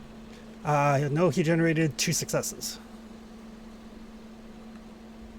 So 1 momentum, 1 momentum. Right. I'll spend the doom to defend in his favor. All right. Bleeding Doom's good. So again, you close on this chieftain, and he knocks your battle axe aside out of your grasp, and then gets his shield up between him and the dagger. Okay. Doom distracted. In that case, I will draw out my cutlass. Okay. So that'll cost you a momentum for the second minor.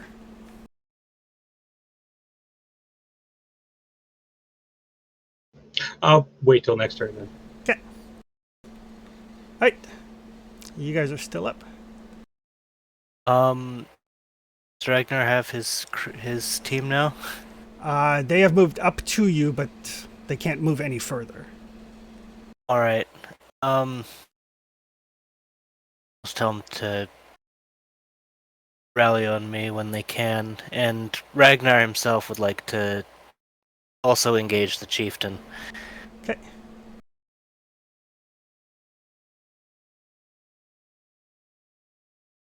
And bring forth a battle axe on him. He's already spent 2 defense. I would like to spend momentum to get 2. Okay. I can. And he will spend the 2 doom to defend.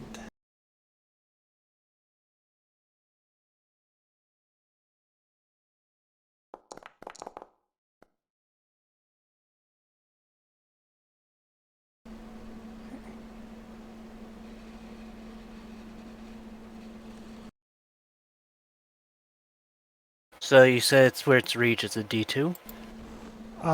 No, basically, because you've got a battle axe, he's got a battle axe, you have equal right. reach. Right. It's if you're using a short weapon.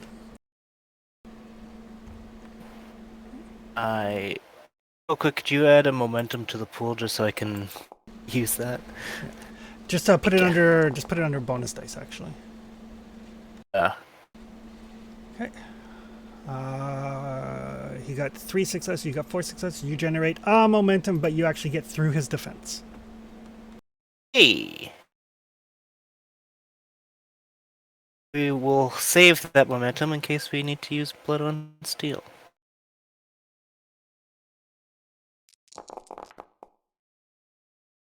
Oh, fuck.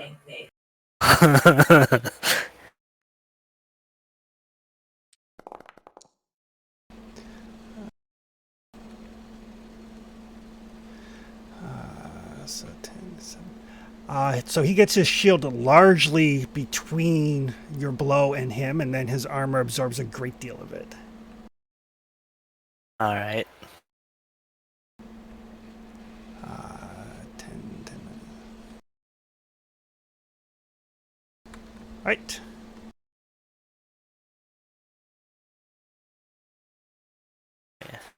Did he not take a wound from that? He did not. He took 3 damage from that. Wow. You Okay. want to I'd like to think he's focusing on Claudius and then last second gets it up as Ragnar comes in from his blind side. Do you want to spend our last momentum for 2 piercing? I would. Yes. That do anything? Yes. That do anything extra? That'll ignore 2 of his soak, which would add 2 damage onto him. Which makes it 5, makes it a wound. Makes it 5. If 5 is a wound. 5 is a wound. Yep, 5 is a wound for him. Dig it into his eye. All right. That will leave us with Caro and Rory. Mine's pretty easy because I just have to move, right? Okay. So I'll move up here. I'll re-engage with the entourage Okay. because they're kind of stuck back there, and we might as well shoot because we can. Okay. We'll target not the chieftain; he's busy, but we'll target one of the groups. just was ranged. Okay. They will parry because they have shields. Sure.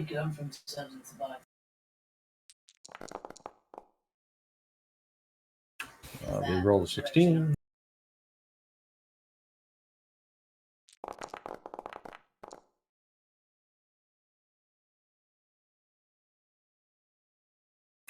All the guys in the squad, if they want to, can reroll.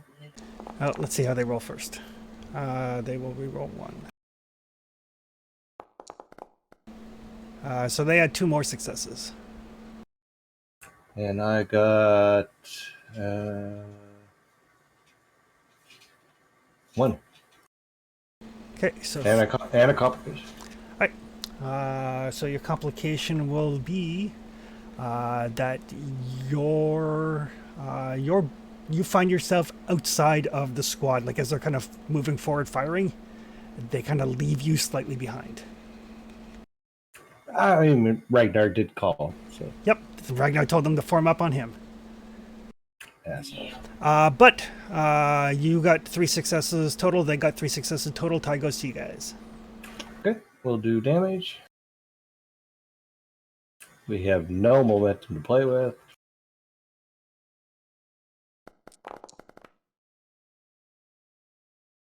Uh, 3 piercing 3. To the noggin. Okay. Gets their shield up. Takes a single point of damage. It's fine. I'm just trying to get close. Yep. Leaves us with Rory. All right. I will essentially enter through the wall, park myself there next to where Caro is currently. Okay. And I think I'll throw a personal fire at the dude who's on the Shield Maiden. Okay. All right.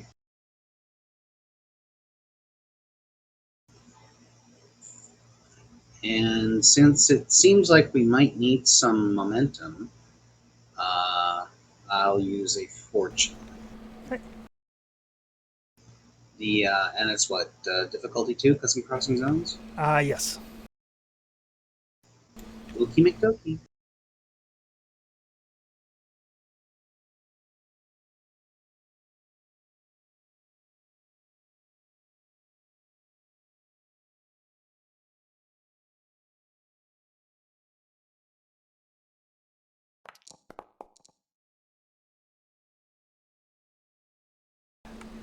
That'll give you 2 momentum. Well, question is, should I be greedy and re-roll the 14? No, it's already a success. Never mind. What am I thinking? Yeah, they're all successes, so it's not. Yeah. I'm like, what? So yeah, so 2 bonus momentum. So all my damage.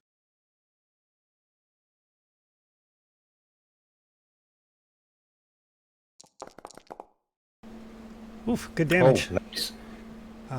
That was 5, I think. 5. And that had, what did it have for effects? It's got incendiary 3 and spread 1. Okay. So he's going to take 1 more point of damage in 3 separate locations.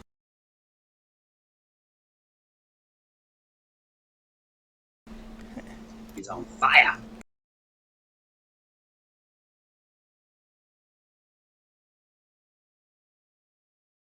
And he is on fire. Would putting 1 additional momentum into damage kill him?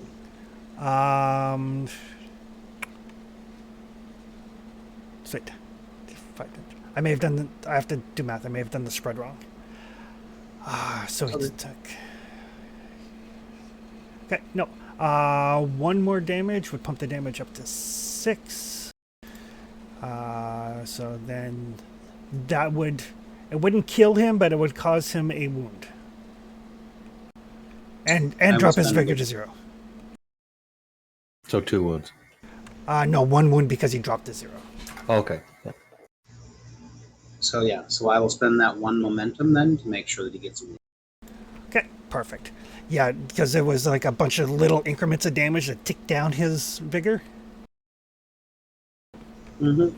So, But then if he takes any damage, say from burning, but yes, he, Yeah. if he he takes automatically dies. if he takes any damage at all, he will die. I mean, it's 3 effects, so he's toast. Yeah. That doesn't kick in until the start of the next turn, though. So, all right, we may as well start with the Chieftain. The Chieftain is going to turn on.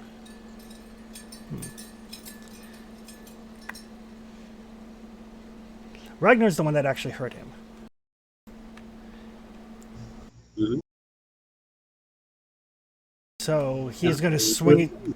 He's going to swing his battle axe mightily at Ragnar. Man,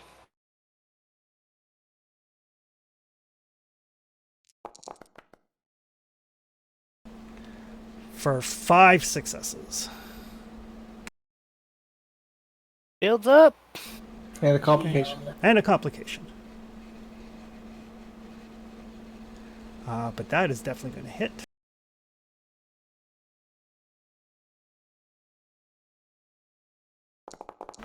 Oh, ignore that attack. I meant to roll damage on it. That's a whole bunch of blanks.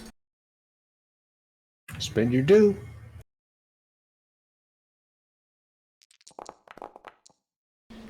He will. Ooh. That is 1, 2, 3, 4, 5, 6, 7, 8, 9, 10, 11. Oh, she's toast. Yeah, she is. Yep. So that is.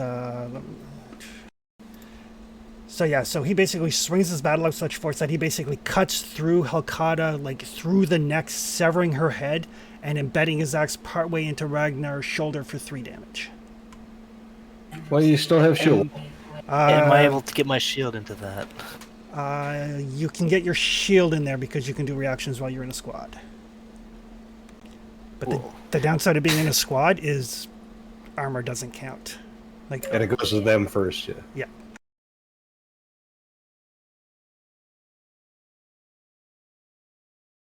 All right. But she's toast. There's no way. Yeah. So what is that to get my shield in there? Just roll 4 dice, 4d6. 4d6.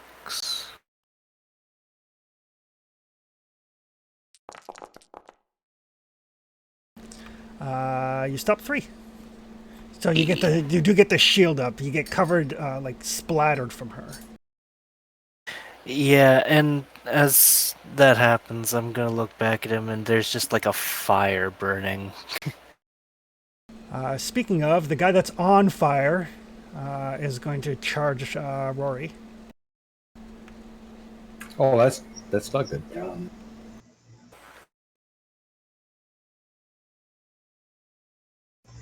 Mm. Rory's very flammable. That is 3 successes. Mm. The good news is these guys don't have axes, they only have swords. Oh yes, of course, good news. But that is going to be 6 damage to your left arm. Alrighty, well, I got a shield to roll then.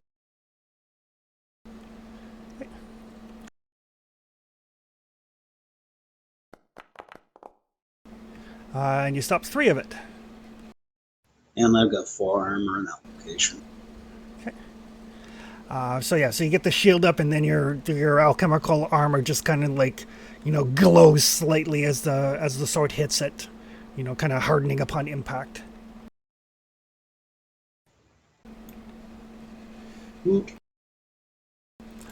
This guy's Yeah, Tony, you're so right. That reinforced fabric, man, that was a great pickup. It is so good. It is gross, actually. it's really funny when I first looked at that, like years ago when I first got the Conan book. I looked at it and said, like, eh.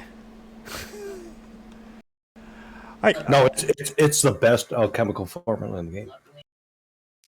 100%. One of them closes on Ragnar, misses completely.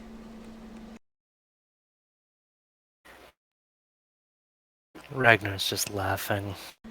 One of them closes on Clytius.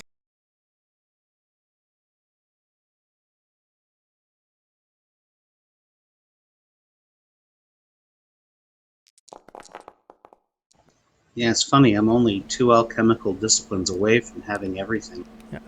That is 1 success. There's more in other books. Yeah. So. Oh. Okay. Well, I don't know if I have those books. How do we have access to them? It's in the Book of Skelos. There are some. Yeah, I've only Okay. got the pirate one and the base one. Right, so Clytius, that is going to be hit with the sword.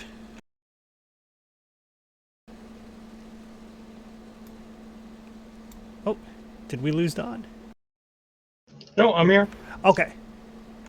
I am hit. I am ready to receive it. Oh, that is shit damage. 2 to your left leg. Okay. It glances off. Okay.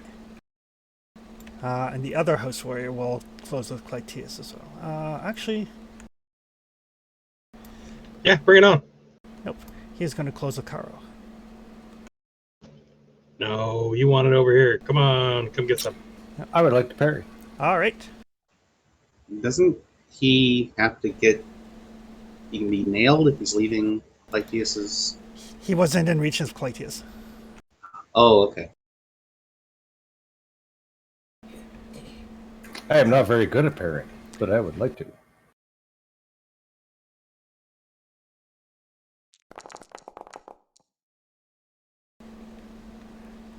Only 2 successes on my end. Oh, I'm spending momentum. I'm spending fortune.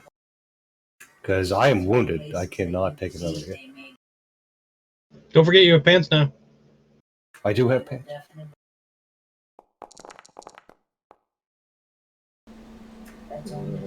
Two for me. 2 for me as well. Well, you can spend to break the tie if you want. I will spend to break the tie. God damn it. Nice try.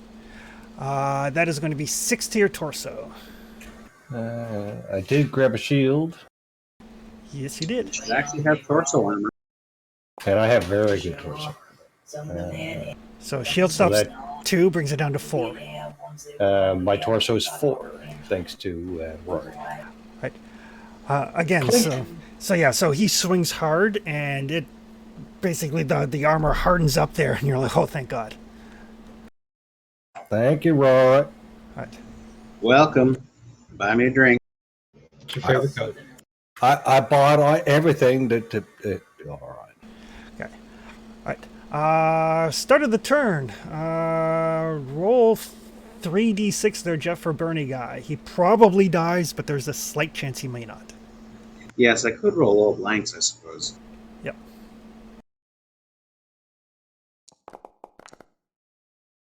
No, he did. No. No, he's done. Okay. Around to you guys. I've kind of moved people around a little bit so you know who you're actually engaged with. Gotcha. Well, that's fun, though.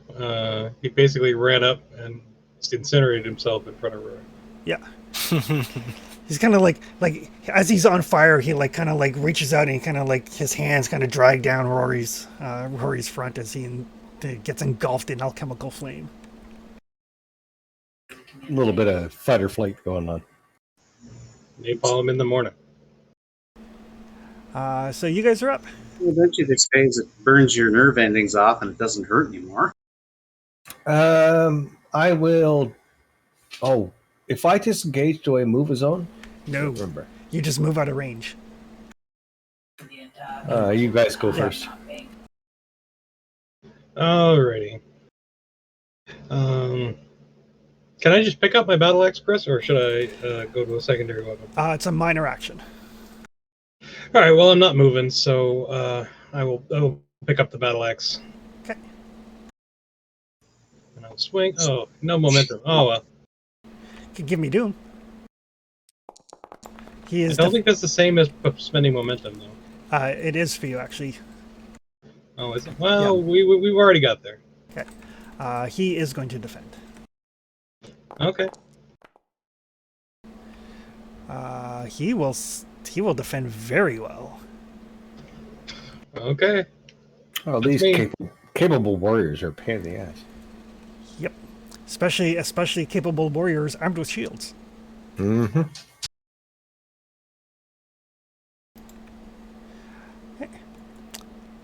All right. So yeah, you bring up your axe, you swing it. He gets his shield up in the way there, and just kind of smiles at you as he raises his sword. Hit him again. We got no momentum. Momentum with Doom, it's the same. Doom, hit him again. Not for swift actions. Really? Just for buying dice and a few other things. Oh, interesting. But like for the what is it? Blood on Steel, No Mercy. Deft Combatant. For Deft Combatant, if you spend Momentum or Doom for an extra die, you get an additional die, regardless of what you spend. Oh, so it's specific. Yeah. Rory, could you get this person off me, please? Well, we'll just light them on fire. Okay. So we'll go with the standard level 2 personal. Okay. Difficulty is 1. Okie McDokie. He will defend because he has a shield. We don't have any momentum, do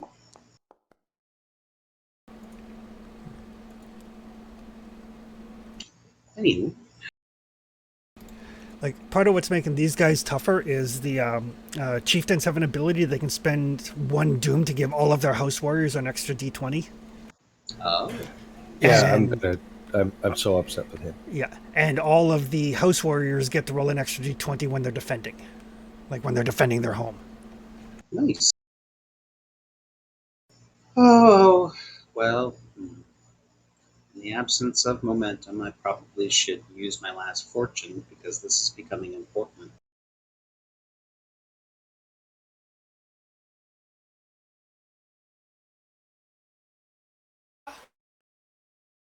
This really turned into a fight.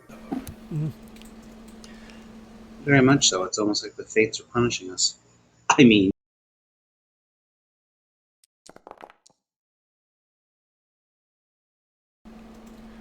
Okay. 1 momentum in your favor, so. He tries to get his shield up, but the fire just kind of splashes over it. Ah! burning liquid is good that way. So I'll roll my 4. Right. I'll note as well, Clytius, you notice that while this fight is happening, there are some of the elderly are getting like the women and children out of the village. Cool.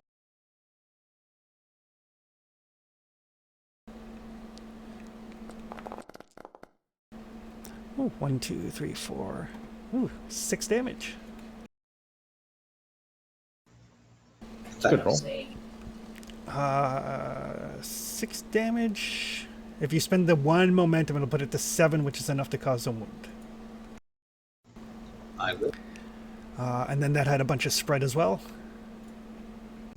Spread 1, incendiary 3. Okay, so it spreads to 1 other location, so...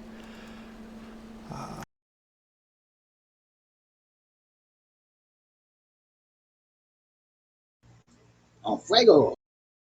So he is wounded and on fire, but still standing. Damn it.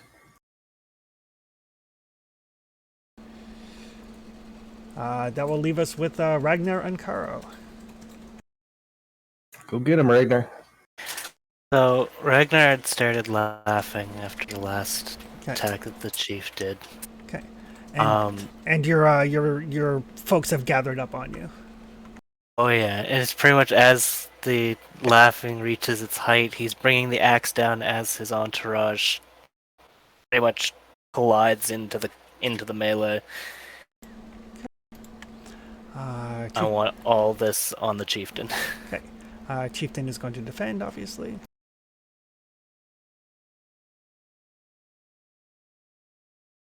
Yes. I'm also going to spend a fortune. Okay. On this. Your 2 guys give you 3 successes. Lovely. They're like, for Halkata! Oh, nice. yeah. So that is 4. That is 6 momentum. I generated 0 momentum. Uh-huh. Right. Yay, we have momentum again. Yeah, we do. I'm going to put right away 3 momentum into damage. Okay. We can roll first, so. Yes, I'll roll first.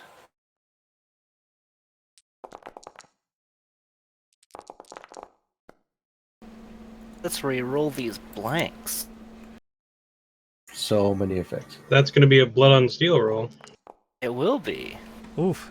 Oh, baby. But Yeah, So blood on steel, that's 18 damage.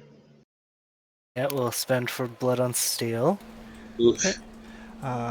So that is 18 damage. spend 1 I'm for also piercing. vicious and intense. I don't know if that Yeah, comes in. If the- that comes into it there. Yeah, the vicious is counted in there. Alright, So awesome. his shield stops 5. So he stops 9 of it. So that is still 9 that he takes. I'm also so he does take a wound. He takes a wound and then a second wound because of the intense. I'll spend 2 momentum to give him another one with killing strike. If he wasn't already dead. Okay. That is enough to kill him. Excellent. No more bonuses getting passed around. The bonuses last for the scene.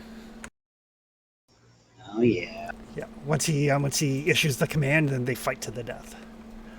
All right. Time to go. This guy is going to try to attack Karo. Oh, Caro's still up. Hasn't gone yet. Oh, okay. Steely Glare. As he falls, Ragnar also spits on his body and just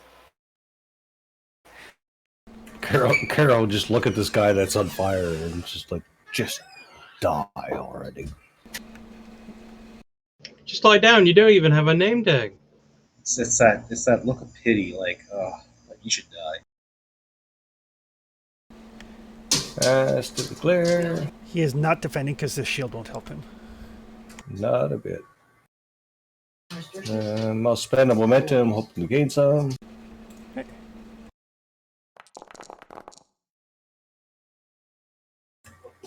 Reroll the 19 because I'm greedy. So greedy. Okay. So that will give you 2 momentum. Okay, just throw that pool.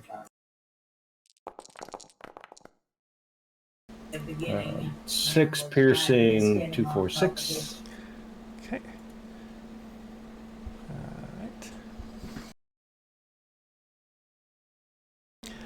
right. So he is definitely frightened. Still up. Yep. Spend 2 for a second action. Okay. Steely Glare again. Okay. Difficulty goes up by 1. Yep. Spend 1, hope to get more.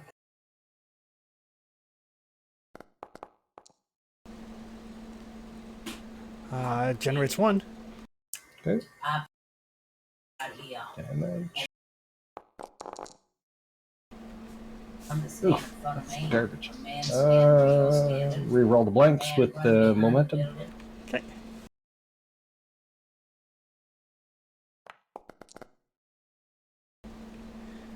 Oh god, that's lots. Okay. That is enough to cause him to flee burning from the combat. He probably dies somewhere on the other side of Clytius. It's not making very far, but He kind of stumbles, he's on fire, tips over a barrel, flailing around. We spend our effects on the fire shot here. straight. Yeah, I look at the guy that I'm fighting, and he looks at me, and we just agree to take a step back as the guy runs between us. Yeah. And I then mean, technically, you can give me 6 doom. You can spend 6 doom for ignoring the stun. yeah, no, I don't want to spend 4 doom for that. No.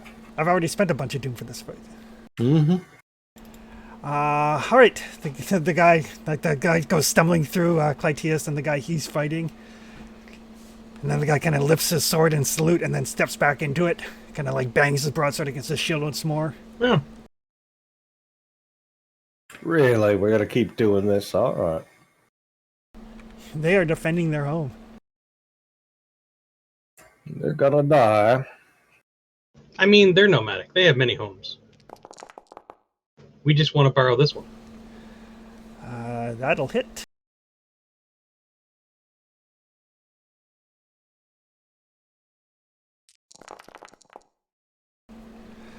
Ooh. Oof. Thankfully no vicious or anything of that nature, but that is 9 physical to the right arm.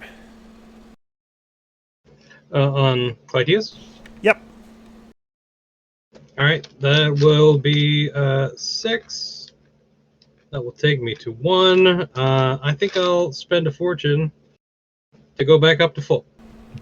Okay. And you've got 2 ranks in the Just and Scratch? Yeah. Perfect. So yeah, so you're like, made me bleed my own blood. Ah. Yeah. So down to 1, but not quite enough for a wound. And the guy over here with Ragnar and company is going to attack.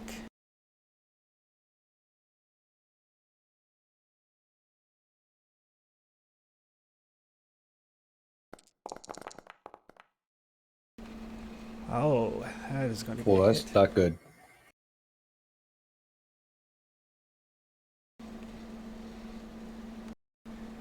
Like I said, the house guys don't have battle axes though, so they don't have vicious. So, That's something. but that is going to be 7 damage. Kill wall. So What's up? yeah, so Ragnar, you can roll for your shields for one of your guys, but somebody is getting hit. It's just 46, yeah? 4d6. Alright. You stop 2. Oh. Well, they're toughened. One of them is injured. That's one of the unnamed guys. I'm fine with that. Well, they're oddly enough, they're actually all named because there's Berkey and Indara and Nisus. I don't remember Nisus, so that one. He got hired. He got hired by nepotism. Yeah. Yes. So yeah. Remember So Indara and Berkey. yeah. So Nisus takes that blow and he drops. Not an. Oh wait, he did 9. No, he did 7. Not enough to carry through. Right. Back around to you guys. You're up. I'll lead off. Pretty easy. Move here. Heed my words. Okay. Spend 1. It'll just make everyone's life so much easier.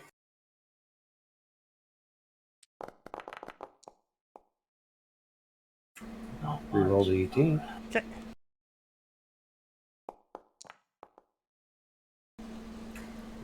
Two momentum. All right. Roll base damage. I'll spend 1 to 1 momentum to reroll. Okay.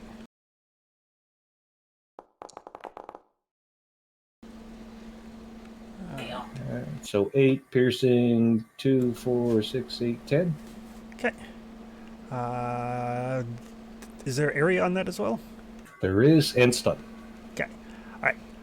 So that is enough to basically get these two remaining ones to back down out of the fight. Sit the hell down. This fight is over.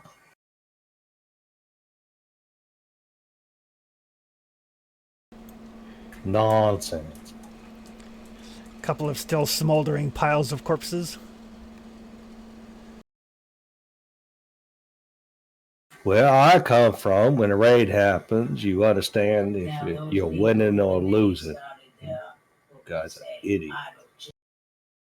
People are dead because you're stupid. Yes. Yep. Chieftain, did he have anything on him that like specifically was like, okay, no, that's a chieftain right there? Is like any badge of title or something like that? He does have like some golden armbrands. Ragnar will take those off of him. Okay. And we'll go over to this one that was just on Ragnar. Okay. And we'll kind of like motion, like hold out his arms. Okay. Yeah, they're not really in a state to do much of anything. They're like completely broken. Yeah. Well, then he'll just grab their arms and slap the armbands on them. Okay. Congratulations, you've been promoted. Right now, get your boys to grab the villagers, bring them back. Yeah, Berkey and Indara, let's go. Claudius, maybe go ransack some shit. Ragnar, give me a difficulty 2 survival roll. Okay. Is this to do with cold or just finding them? It's tracking. Okay. I'm so good at these. I'm not that good at these.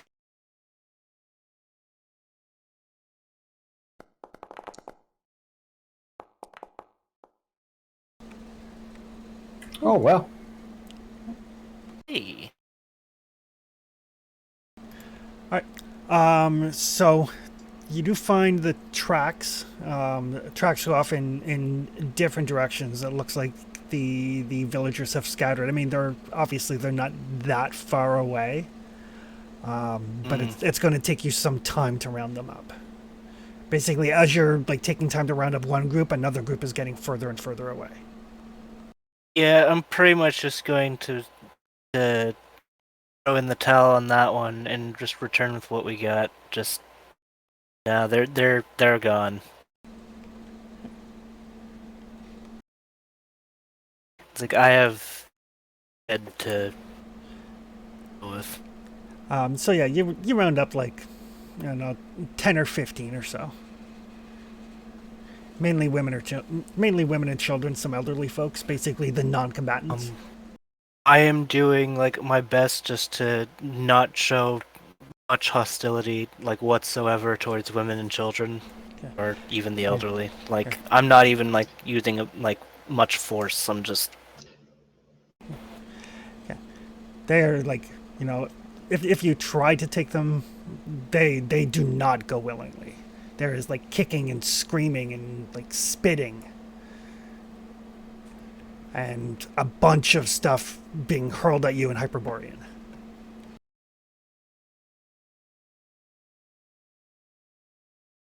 And all I'll say back in Asgardian is just, may your gods see to your dead. I suspect they wouldn't be too cooperative even if you bring them back. No. We don't. Even if they have a doctor, we're not going to trust them to work on Kara. Well, no, we have a doctor ourselves. However, I would prefer not them to run off and tell the next town over. If you understand my meaning.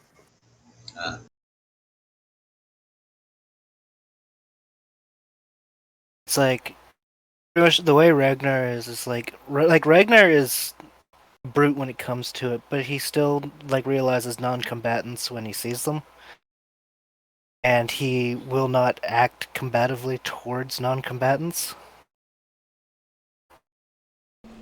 So if they give like too much trouble, he'll just like, go.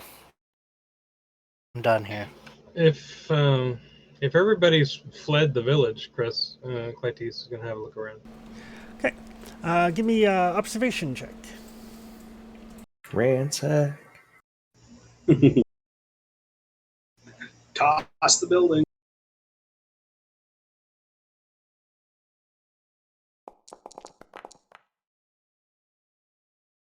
There we go. So yeah, take a look around. There's there's some houses. Looks like family lodgings. There's not even anything that you would call like a merchant or anything like that. There is a smithy. You don't see anything like there's no like obvious like, oh, this is like where the healer's hut is or anything of that nature. Unless you do have 2 momentum if you have any specific questions you want to ask while you're ransacking. Doesn't look like there's anything of value at the very least. I mean, there's like textiles. There's like some wool and some cloth that they use for making clothing. There is some like iron here that they use for smelting into tools and weapons. There's the stuff that the warriors had on them, the chieftain's armbands, but nothing really that you would consider to be valuable loot. Oh, I guess. Can I spend one for like medical supplies and things?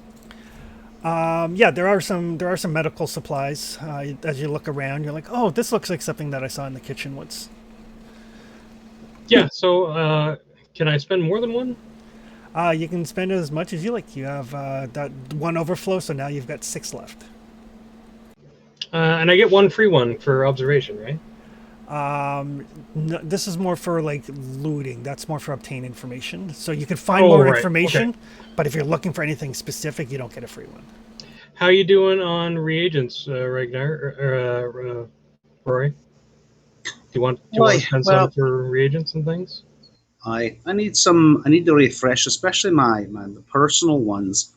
I still got a few bit of the area ones, but I really need to get the personal ones. It's just as long as there's some kind of an alcohol supply or volatile liquid or anything like that I can work with, I can make it happen. Right. So can we spend maybe all but one? Sure. To get Rory some medical supplies / reagents and things. Yeah, I mean, it still needs to be like made into petty enchantments, Yep. which is slightly more difficult unless because I don't think you guys have a field lab. Can I spend one of those for a healer's hut or alchemist? Well, I have a Area? healer's bag and my alchemist things with me. So Oh, does that work? You have a Oh, you do have a field lab. Excellent. You're good. Yeah. There is Cool. no healer's hut here, and there is no Okay. alchemist. Judging from what you found, your guess is that there was probably somebody here in the town who functioned as like a midwife, but certainly no dedicated healer. it's possible that the tribes have someone who roves around. Actually, Rory, since you're from Sumeria, it's more likely that if the midwife couldn't handle it, the person just died. Ah, gotcha. Life is cheap in Hyperborea. Uh-huh. Oh, I forget. Was Nisus also Asgardian? I don't think so. I think he was 'Cause Argosian. I know I had I had Berkey, I had Indara is I believe Asgardian, the rest where Argosian. Yep.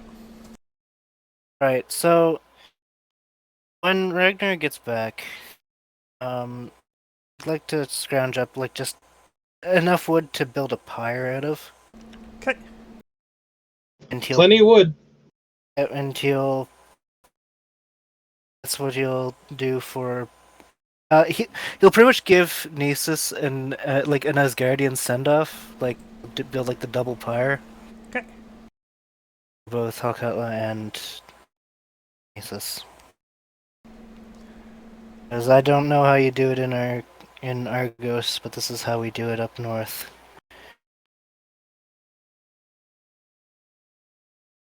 And we'll just work on giving them their send off that way. Well, we're Okay. too far away from the water for a proper set off, I suppose. But the dead does need to be buried and respected.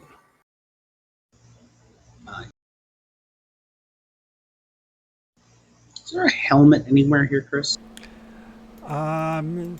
There's probably one in the smithy. All right, I go look around to see if I can find one because I don't actually have a helmet. I would kind of like. Okay.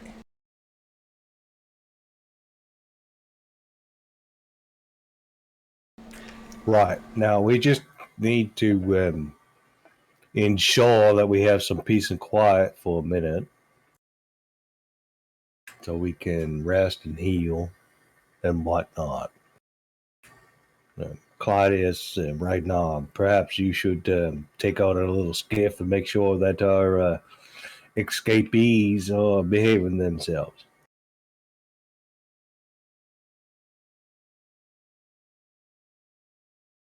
Don't want to hurt them, just want to make sure they're not going to their friends and causing more trouble.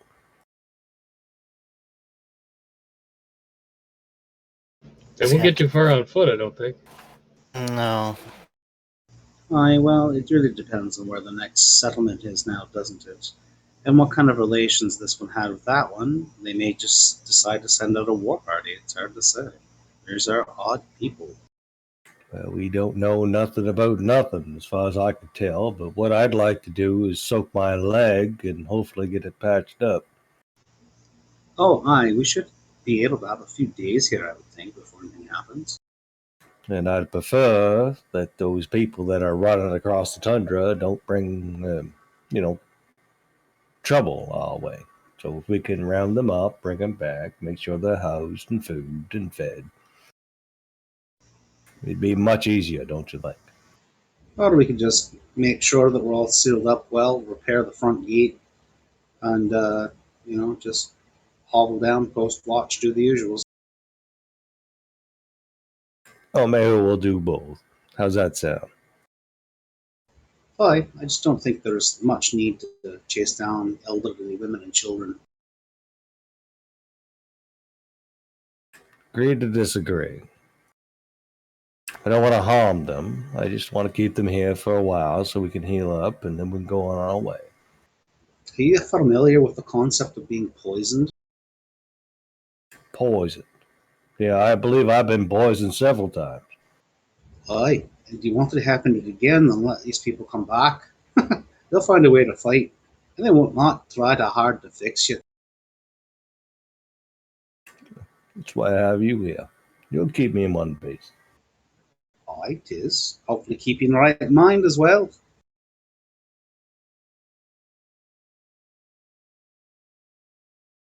Your suggestion is just to let them scatter across the tundra and let them talk to whoever they may want to talk to. Yes. Really. It'll take days or weeks before they get to some place that could even begin to mount something resembling an expedition to come back here. And by the time they do come back, we'll be gone. All right. Makes some sense. We'll do it your way. We're all right. Well, I just figured rather than wasting the effort, we can put that into fixing the things and getting people stitched up.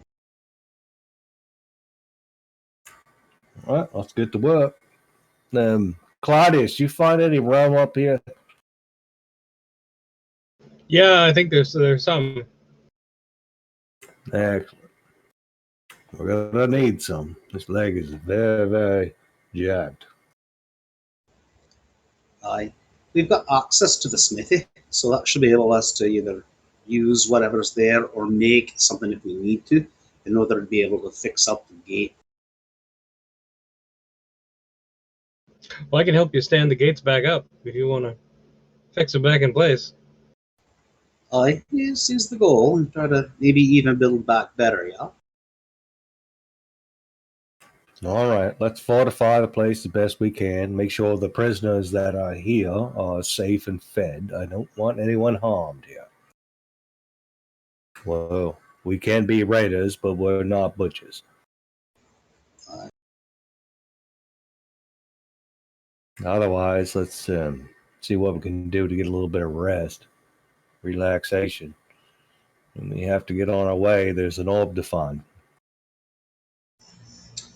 Aye, it is, but I do think that we already made so much good time with the canoe, which, by the way, we have to go bring in, that perhaps, a couple of days of downtime might not hurt.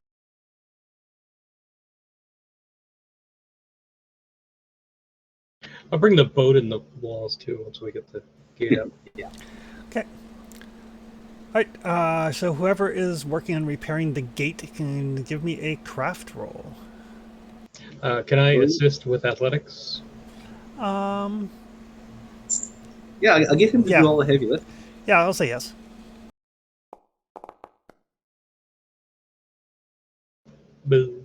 100 successes. So this is important. I'm going to spend that one momentum, hopefully generate more.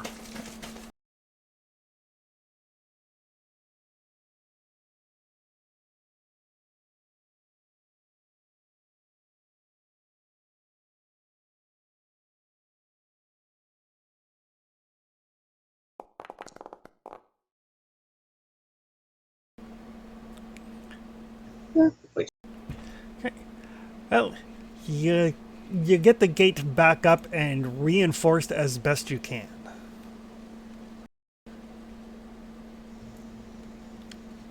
It is essentially so at least go above before.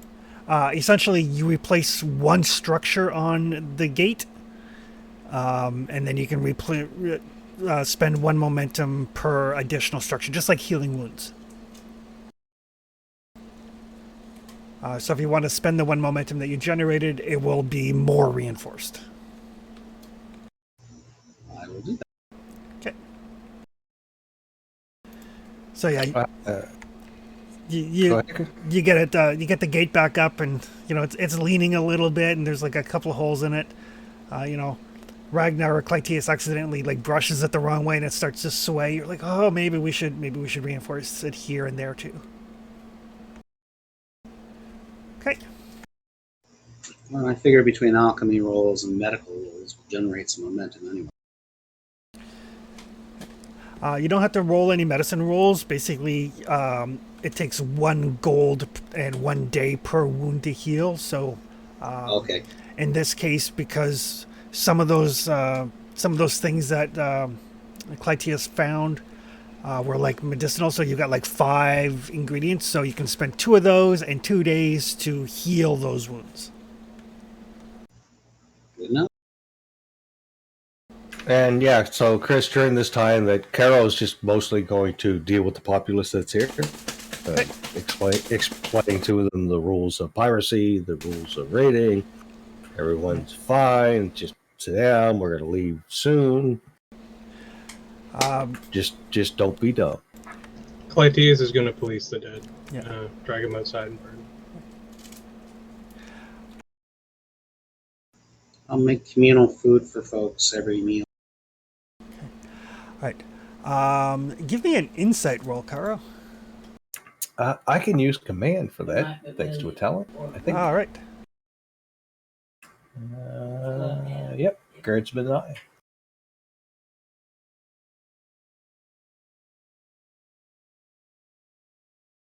We have no momentum. Nope. This should work out. I'm going to give you do, which I think I can just plug in. Yes.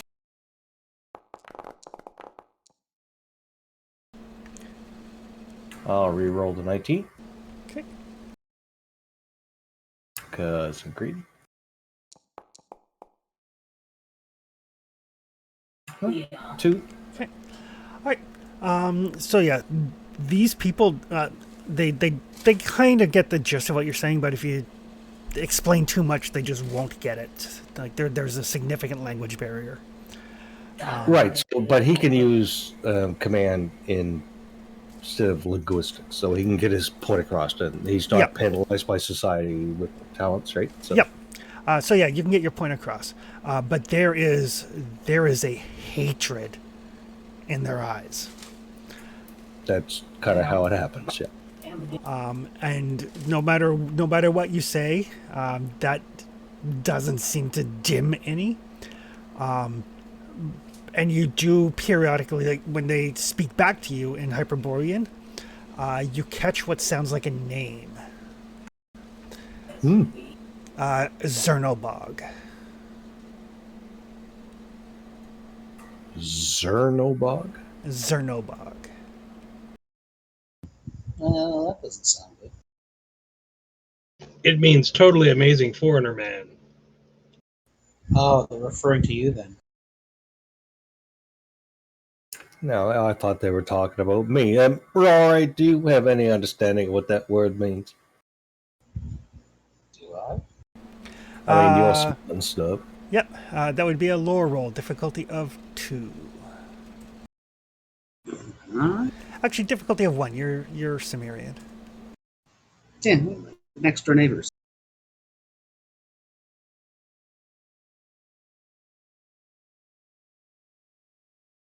The next door neighbors no one ever talks about.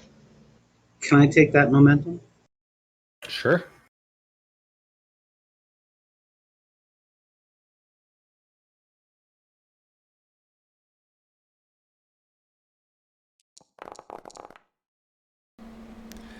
All right. So 1 momentum if you have any questions. Zernobog, it's one of the Hyperborean gods. You would guess that they are expecting their god to seek vengeance for them against these foreigners.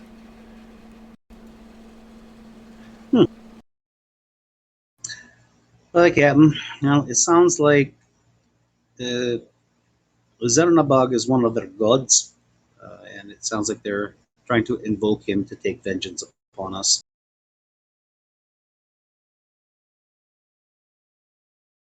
Well, I mean, I'm a devout follower of mantra. Have been for my entire life. Ain't seen much of him, though.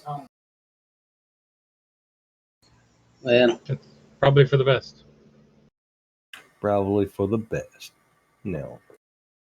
I would not like to harm any of these people. I'd like them all to be fed and watered, make sure they're comfortable while we take Any a moment. any more of these people can. I think the important thing to remember is just allowing them to be chanting about their god. They can do whatever they want. If they think that that's going to give them some sort of weird peace, serenity, and safety, they can.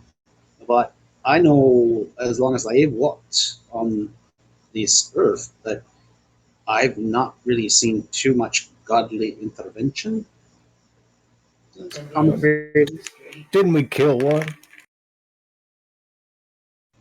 Less a god, more of a weird outer demon thing. But that's the point. Are these the gods? We have no idea. We have no way of knowing. We have no. I doubt very highly that even if a god were truly to manifest, I don't think it would happen over the killing of a few marauders who probably, in actuality, probably have been guilty of slavery at some point. Yeah, regardless, I have no intention of keeping this town or harming these people. Oh, It'd be great no. to convince them that Oh. we'll leave soon. Aye. we're just here for a bit, and then we'll go because we have to go. There's not staying here. Period. We're not going to find the orb if we stick here all the time. I agree.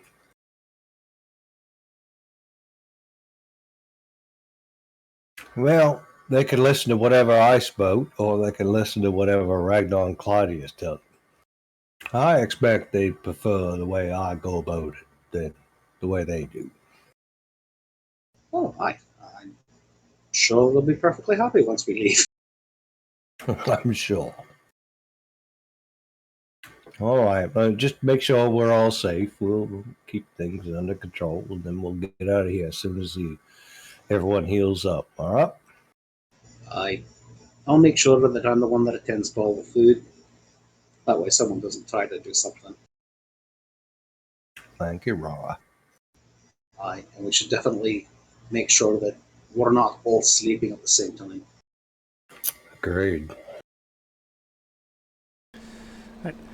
So yes, as you guys like over the course of the first day, because it's going to take about 2 days for Karo's wound to heal. Yeah, we'll set up camp probably right inside the medical thing, so he doesn't have to go anywhere. And after probably sometime on the following day, it starts to snow, and snow fairly heavily.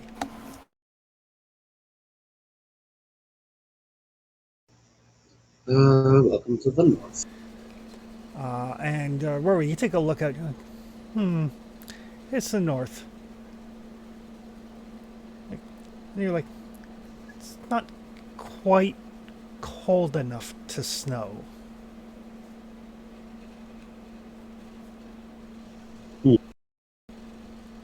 Well, maybe there is a godlike thing. I'll go out and tip the snowboat over just so it doesn't collect snow. Okay. Perfect. And as you're doing so, since you're so observant like this, you do notice that the snow is piling up almost deliberately in front of the gates. Like little gusts of wind tend to push the snow up against the gates.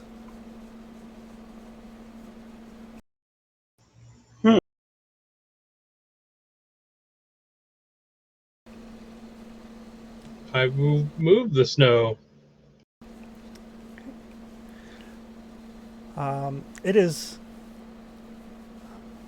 as you start to move the snow away, Mm-hmm. it picks up. Rory, what's happening? Well, perhaps their plea to their god has shown some favor. Yeah. If you want, I can try to turn it into a sunny day. Well, I suppose you could tell their god, that if he stops doing this nonsense, I'm going to kill every one of them in this particular village. I really don't know how to communicate that. You might have to go rage at the skies or something. Well, I'm Yeah. not sure how that works. Well, probably have to speak Hyborian. And from a Sumerian point of view, the gods don't care. They really don't. Clytius is just gonna go out and shovel the snow every half hour or so.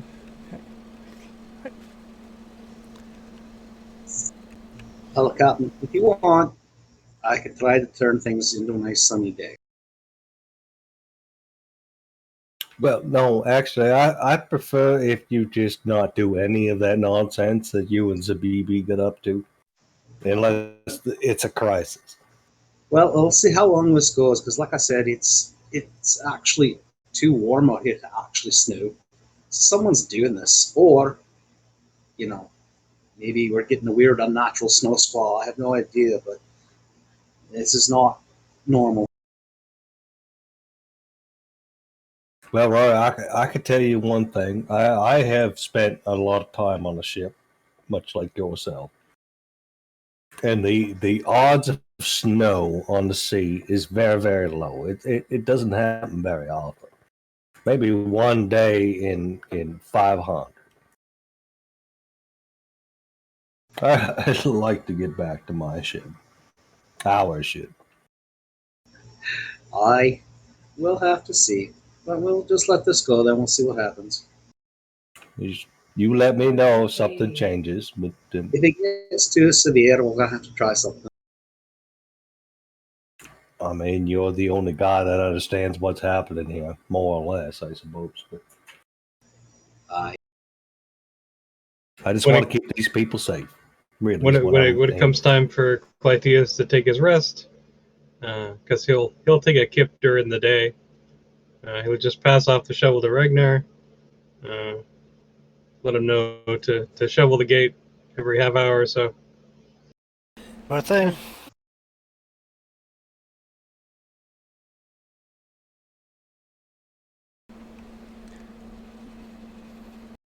So I think the intent is for us to be able to do a rest, quote unquote rest. Okay. Yep. have to make sure that your leg doesn't fall off. It's important. Yeah, Kara's very wounded. You have 2 wounds on you? Yep. Perfect. So yes, after a couple of days, it is better. The snow has continued to fall, basically obscuring any tracks that you may find for the people that did get away. But nothing comes to attack you or anything while you're resting. And after the 2 days, the snowstorm seems to abate. Clytius and Ragnar, despite your best efforts, there's no way for you to keep up with the amount of snow that is piling in front of the gates. It's really just a make work project more than anything, kind of keep you busy while Karo is healing. Yeah. But after the 2 days, the snow in front of the gates starts to melt.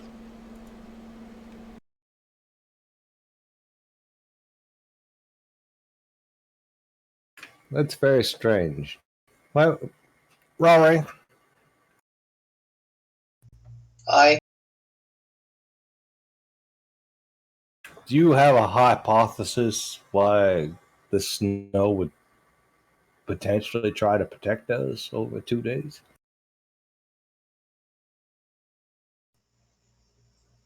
No, not in the least, Captain, unless it's something the Witch Kings have been doing. Perhaps it has something to do with these amulets.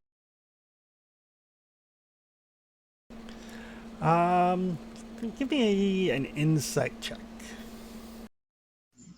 Okay.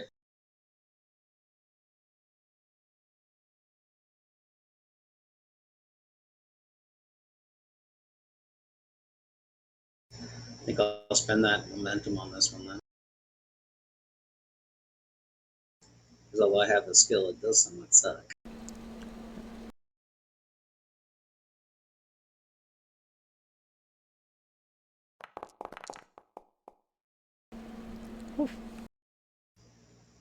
Who knew? So yeah, snowstorm was definitely there's some lingering traces of sorcery about it, that lingering like whiff of sorcery. But you don't think it was there to protect you. It was probably there, given the way that it kept filling in the gateways and stuff like that. It was there to keep you in one place. Yeah, to trap us here. So that means, aye, Captain. So basically, from what I see, there is a sorcerous residue to the snow. So it was designed to trap us here. It wasn't here to protect us or help us. So it makes me wonder, perhaps they had a shaman or something here that could affect the weather much like I could. So that would probably then obscure the trails, keep us from tracking down their peoples and things like that, allow them to get away while trapping us in here. So now that I'm as well, sorcery does have a limited time of what it can be done, but yeah, it may have just run out its limit, or and something has been achieved. So they've either gotten away, everything else, yada yada yada. So yeah.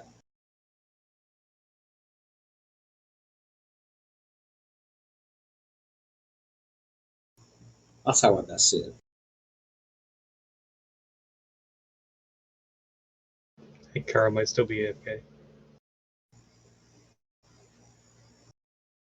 Yeah, probably. Well, I'll get the snowboat cleaned off and cleaned out. Yeah, that'll help us in our journey. Back on the skis. Yeah. The and the other thing I figure is that well, lingering is not something we should definitely do. That's for sure. Hey, Chris. Yep. Was there the possibility through those 2 days to do something like spend XP on something? No. Okay, just thought I'd ask. Yeah, not over a couple of days. You could probably cobble together a few alchemy things if you need to. Yes, I need to replace my personal bomb, or at least the large stock I had.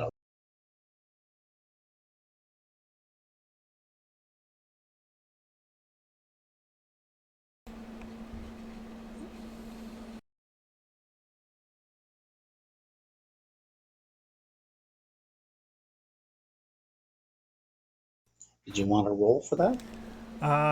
Yes. Okie dokie. Because you do have a failed lab, which means you can do it.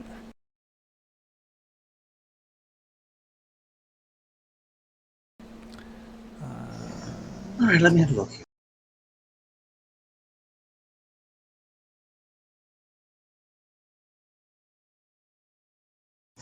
Oh, can you possibly put whatever helmet I found into my character?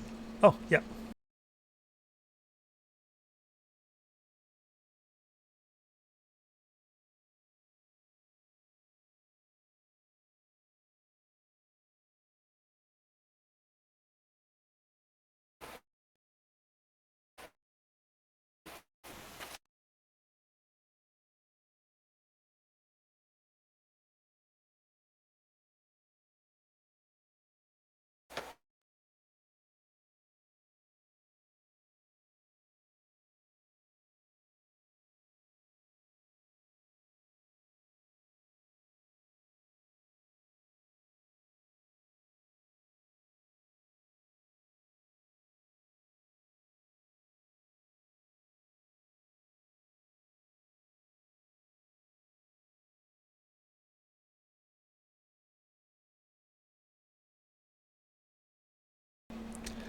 So it'd be an alchemy roll.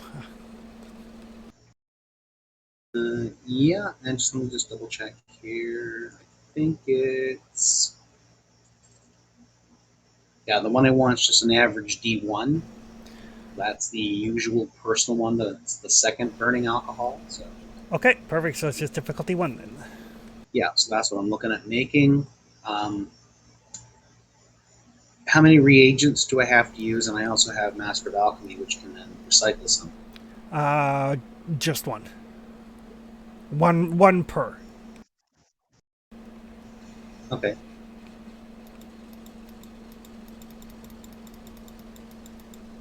Well, let's make a roll and see what happens. I'm going to use those 2 momentum to see if we can make more momentum.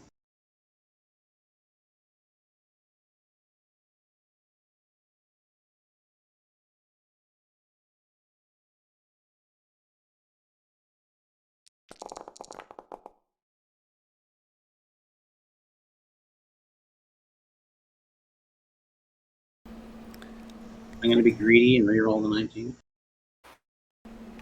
Okay.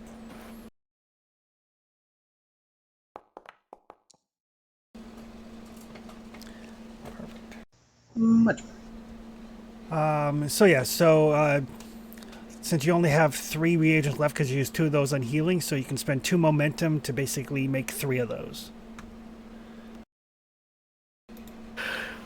And then you can roll 3d6s, and if you get any 5s or 6s, you'll save that reagent. Absolutely. So I will spend the 2 needed to make the total, and then I will roll my 3 and 6. Yep. See if we save something.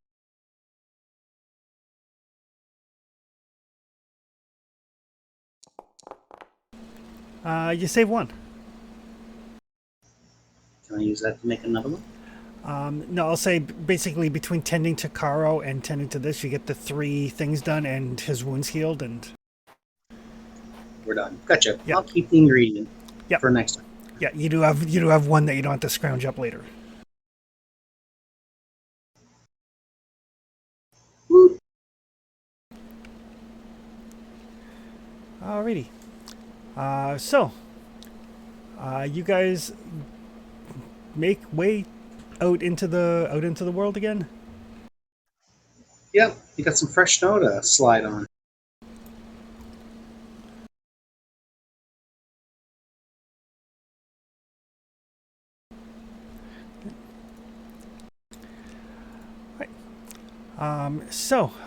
Every once in a while, you guys catch glimpses of things flying overhead.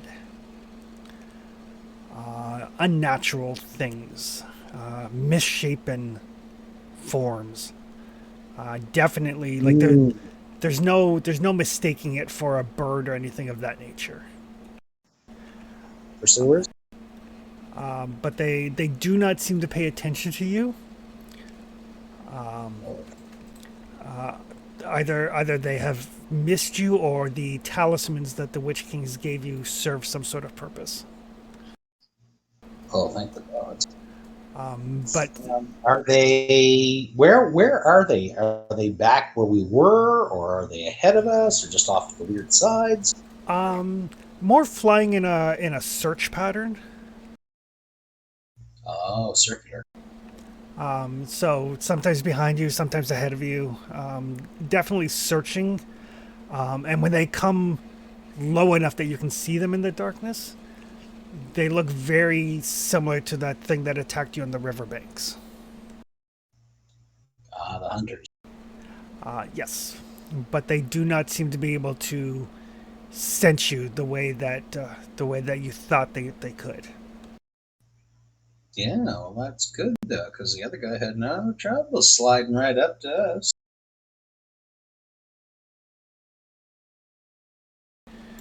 Well, this is getting worse and worse. We might as well see what we can do to try to finish this. Oh, aye. We really need to find the orb. Getting the feeling momentum is not on our favor. But at least, like I said, we have fresh snow to ski on, so everything's good that way. Excellent. And after probably 2 or 3 days of travel, again the ice boat making very quick work, and keeping your eyes open, not bothering. Like, you've got rations, so you don't need to hunt or take anything out of your time. You figure that you should be getting close to the city when Collectius is piloting. So between Rory and Ragnar, you guys spot what at first you assume to be the carcass of some animal, surrounded by like carrion creatures, wolves and stuff that are feeding on it. They kind of like move away as your skiff gets closer. But as you get closer, you see that it is in fact a human, staked out to the frozen ground. Like chunks of flesh missing from like his cheeks. One of his eyelids is gone. Torso ripped open. But somehow you can see the rise and fall of his chest. He is still breathing. Oh, good lord. Claudius, bring us in. Roy, put that man back in one piece if you can. Aye, Captain. I'll try. Ragnar, if any of those beasts come back, I want them in pieces. Understood? Captain.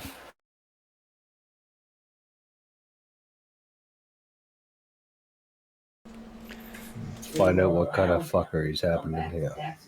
Yeah.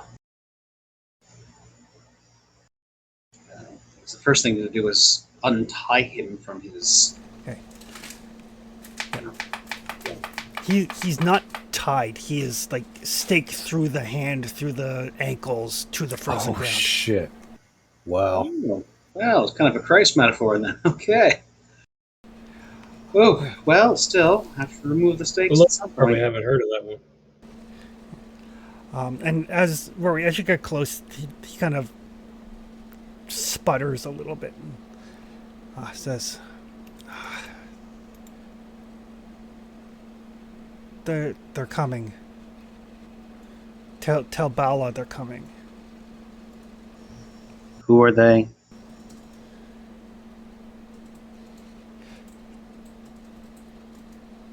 The army, Turanians. Oh, an attack by Taran. Oh, okay. Where's Balania? Bela, she's my hetman.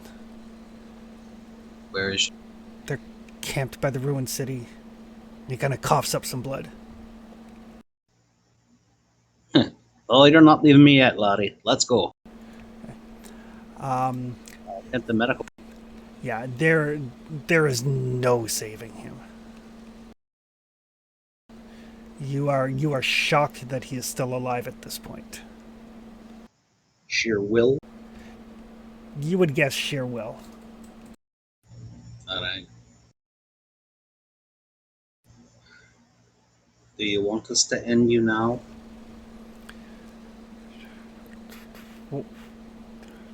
Warn them. And he kind of passes out.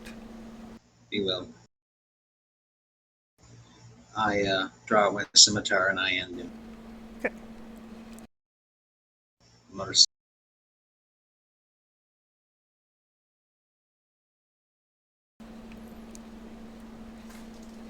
Hi, Captain. We have a problem.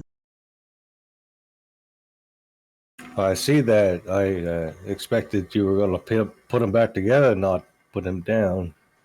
Well, there's no saving him. That's what he told me. The Turanian army is attacking. It's coming. And his wife, was it Melania? Bela. And Bela. you would know hetman. Hetman basically means leader, specifically for the Kazaki tribes. She is leader of the tribes, and they are camped out by the ruined city, which we seem to be going to.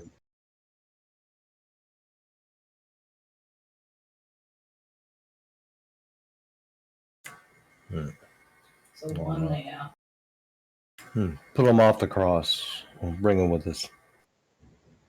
Wrap him up. Aye. I don't think there was any cross involved. I think he was staked to the ground. Yeah. Oh, to the ground? Yep. The cold, hard ground. Oh, Jesus. Okay. Pretty fucking sad.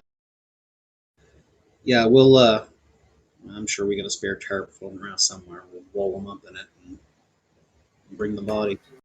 His people should be able to bury them, if we can find them. Aye. Claudius, we're running out of time, I think. And Clytius, again, since you're observant, you have ransack.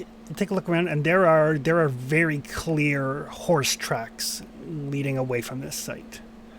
Given the snowstorm that hit a couple of days ago, these tracks are fresh, probably within the last few hours. Right. So the Turanians must be close. And I would say Ragnar, Clytius, I'll say actually everybody can give me a lore roll. Just kind of generally to see what you guys would know about the Turanians and the Kozaki. Well, I mean, at least they have green land and a sea. Got one. Oh, Ragnar got one as well. I am blissfully ignorant. Tyranians, they're real. All right. So you guys would be aware that Kazaki is a general term used for brigands, organized bandit groups, largely nomadic. A lot of them are Hyperborean or Harcanian, generally very skilled horsemen. And as the Turan Empire has been expanding outward and pushing, they've been pushing back. So there's a great deal of hatred between the Kazaki and the Turan army. Both of you are very well aware that the Turan army is probably the world's best cavalry soldiers. Like a Turan soldier on foot, it's a soldier. A Turan soldier on a horse, especially a Turanian or a Harcanian war mount, is something to be feared. Ignar's gonna look at Berkey and just like, can you beat this? This is not good. But we are not on the wrong side of the turns. Oh. The Hopefully day we is stay that still way. young, Berkey. The man deserves to be buried with his kind. Aye, and more importantly, he requested that we let his partner know that it's coming. If the Kazaki are holed up outside the city and the Turans are on their way to the city, we need to get in and out before battle breaks out.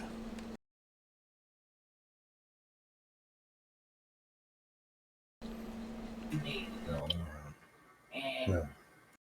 The good news is that we have a Claudius and we have a ship. It might not be on the water, but we are still sailing. Aye, at least we make good time. Rara, Aye. I hate to ask you this. I really, really do. But if you can give us some wins, push us in the right direction, that would be agreeable. Aye, best I can do is try, Captain. Try not to kill us while you're doing it. Oh no, we'll just have a nice, hopefully steady breeze and get us where we have to go in the direction that we're going. Yeah, what could possibly fuck up with that? Huh? Sorcery always makes things better. Oh, yeah, It really does. fucking funny. Alrighty. Alright, sorcery. Right. So you take a moment to kind of center yourself.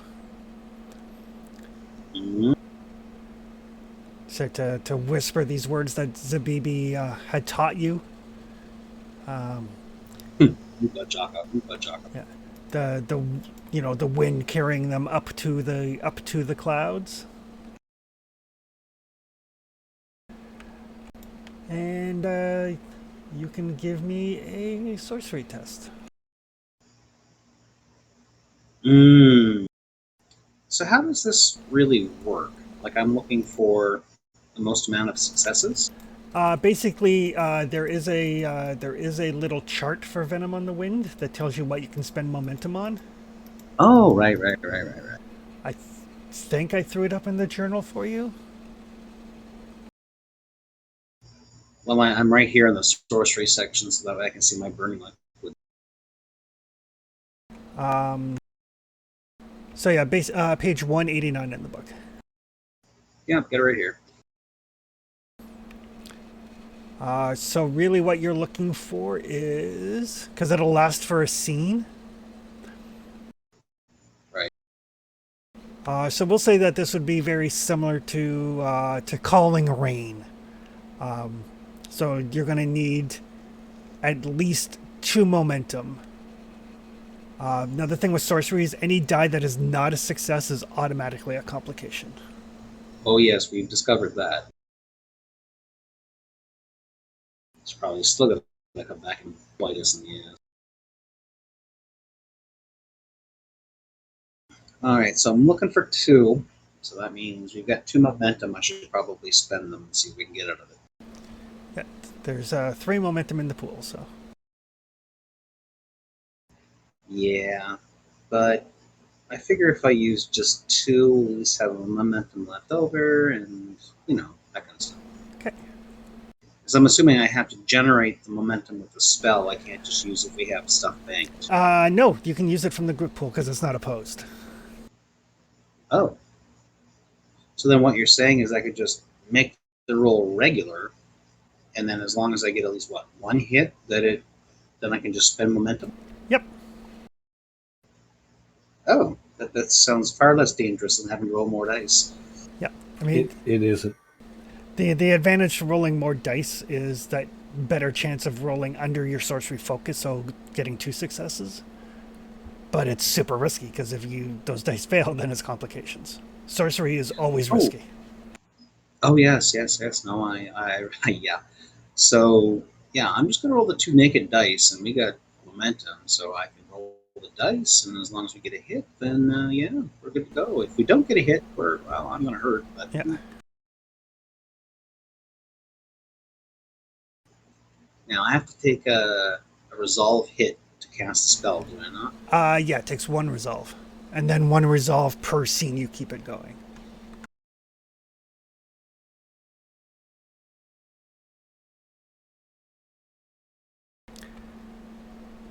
Oh, actually, no, sorry. It's 1 scene per momentum, so the more momentum you spend, the longer it lasts.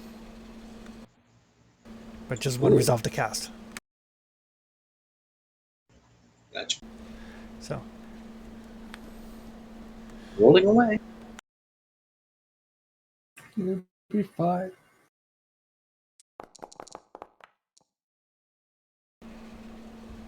It's not fine. And then we'll spend the 2 momentum to make it happen. yep. And then if you spend the 3rd momentum, you can have it last for 2 scenes, which would be basically the better part. I'd say traveling a scene is probably like a quarter day, like we're used to from other games that we play. All right, sounds good. So the 2 momentum to get the wind to pick up, and then the 1 to extend it for through the morning and into the late afternoon. I think that sounds good, everybody. Yes. Yep. Make it good. And a free complication. And a free complication. I mean, sorcery complications are generally very easy to deal with.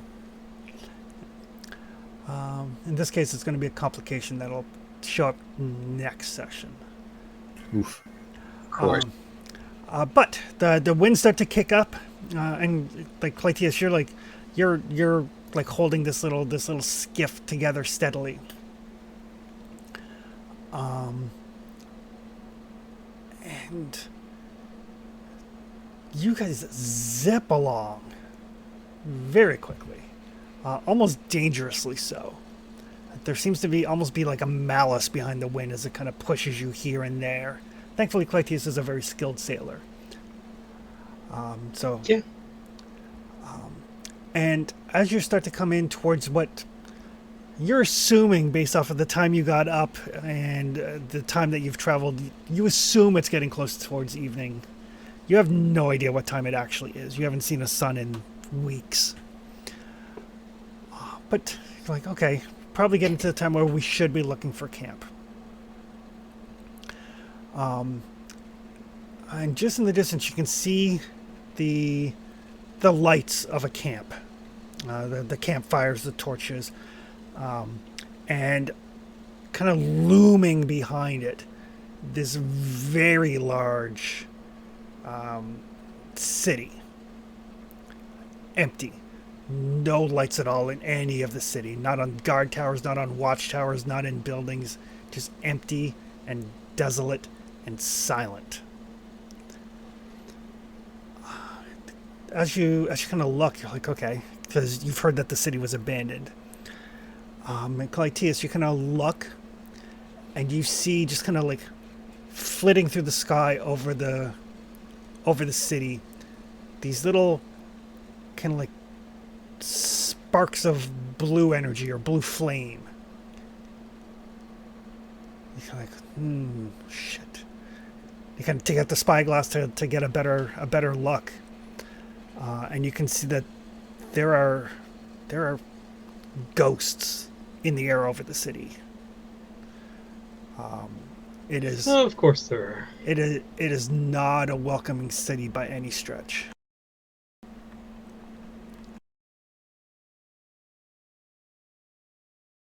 Good news! We're here. Bad news. Everything else. And just because I am super proud of the map. Let's see, can you guys see that? I have to configure some lighting here.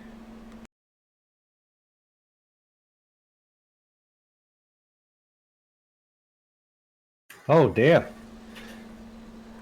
So that is the bridge that leads into the city gate. Shit. We'll cross the bridge of death. Did you make that, Chris? I found a map that I saw how they did it, and then I kind of like copied and changed some elements. Oh, that's solid. Love it. So yes, so the bridge that leads into the city of the damned. Yes, it'll be a pretty place for us to die. But that is where we will pick it up next time. Sounds good. Oof. I will let you guys know that the Kazaki camp will be an opportunity to spend XP. Oh, nice. Excellent. 150 XPs. 150 XP for today. And you guys will be able to, like, we're not going to spend a great deal of time in the Kazaki camp because you guys are under a bit of a time crunch. So it's not going to be a full-blown like carousing phase, although I may roll on the table just to see what happens. But you guys will have an opportunity to spend XP before you go into the city. Ooh. Mhm. Good, because I've got like 1,200 and change. I've got our total at 3,800 right now. Yeah, I got the same. perfect. Alrighty. So we will see everybody in a couple of weeks for the journey into the city of the damned. That's a great map. I love this map. Yeah, it looks really good.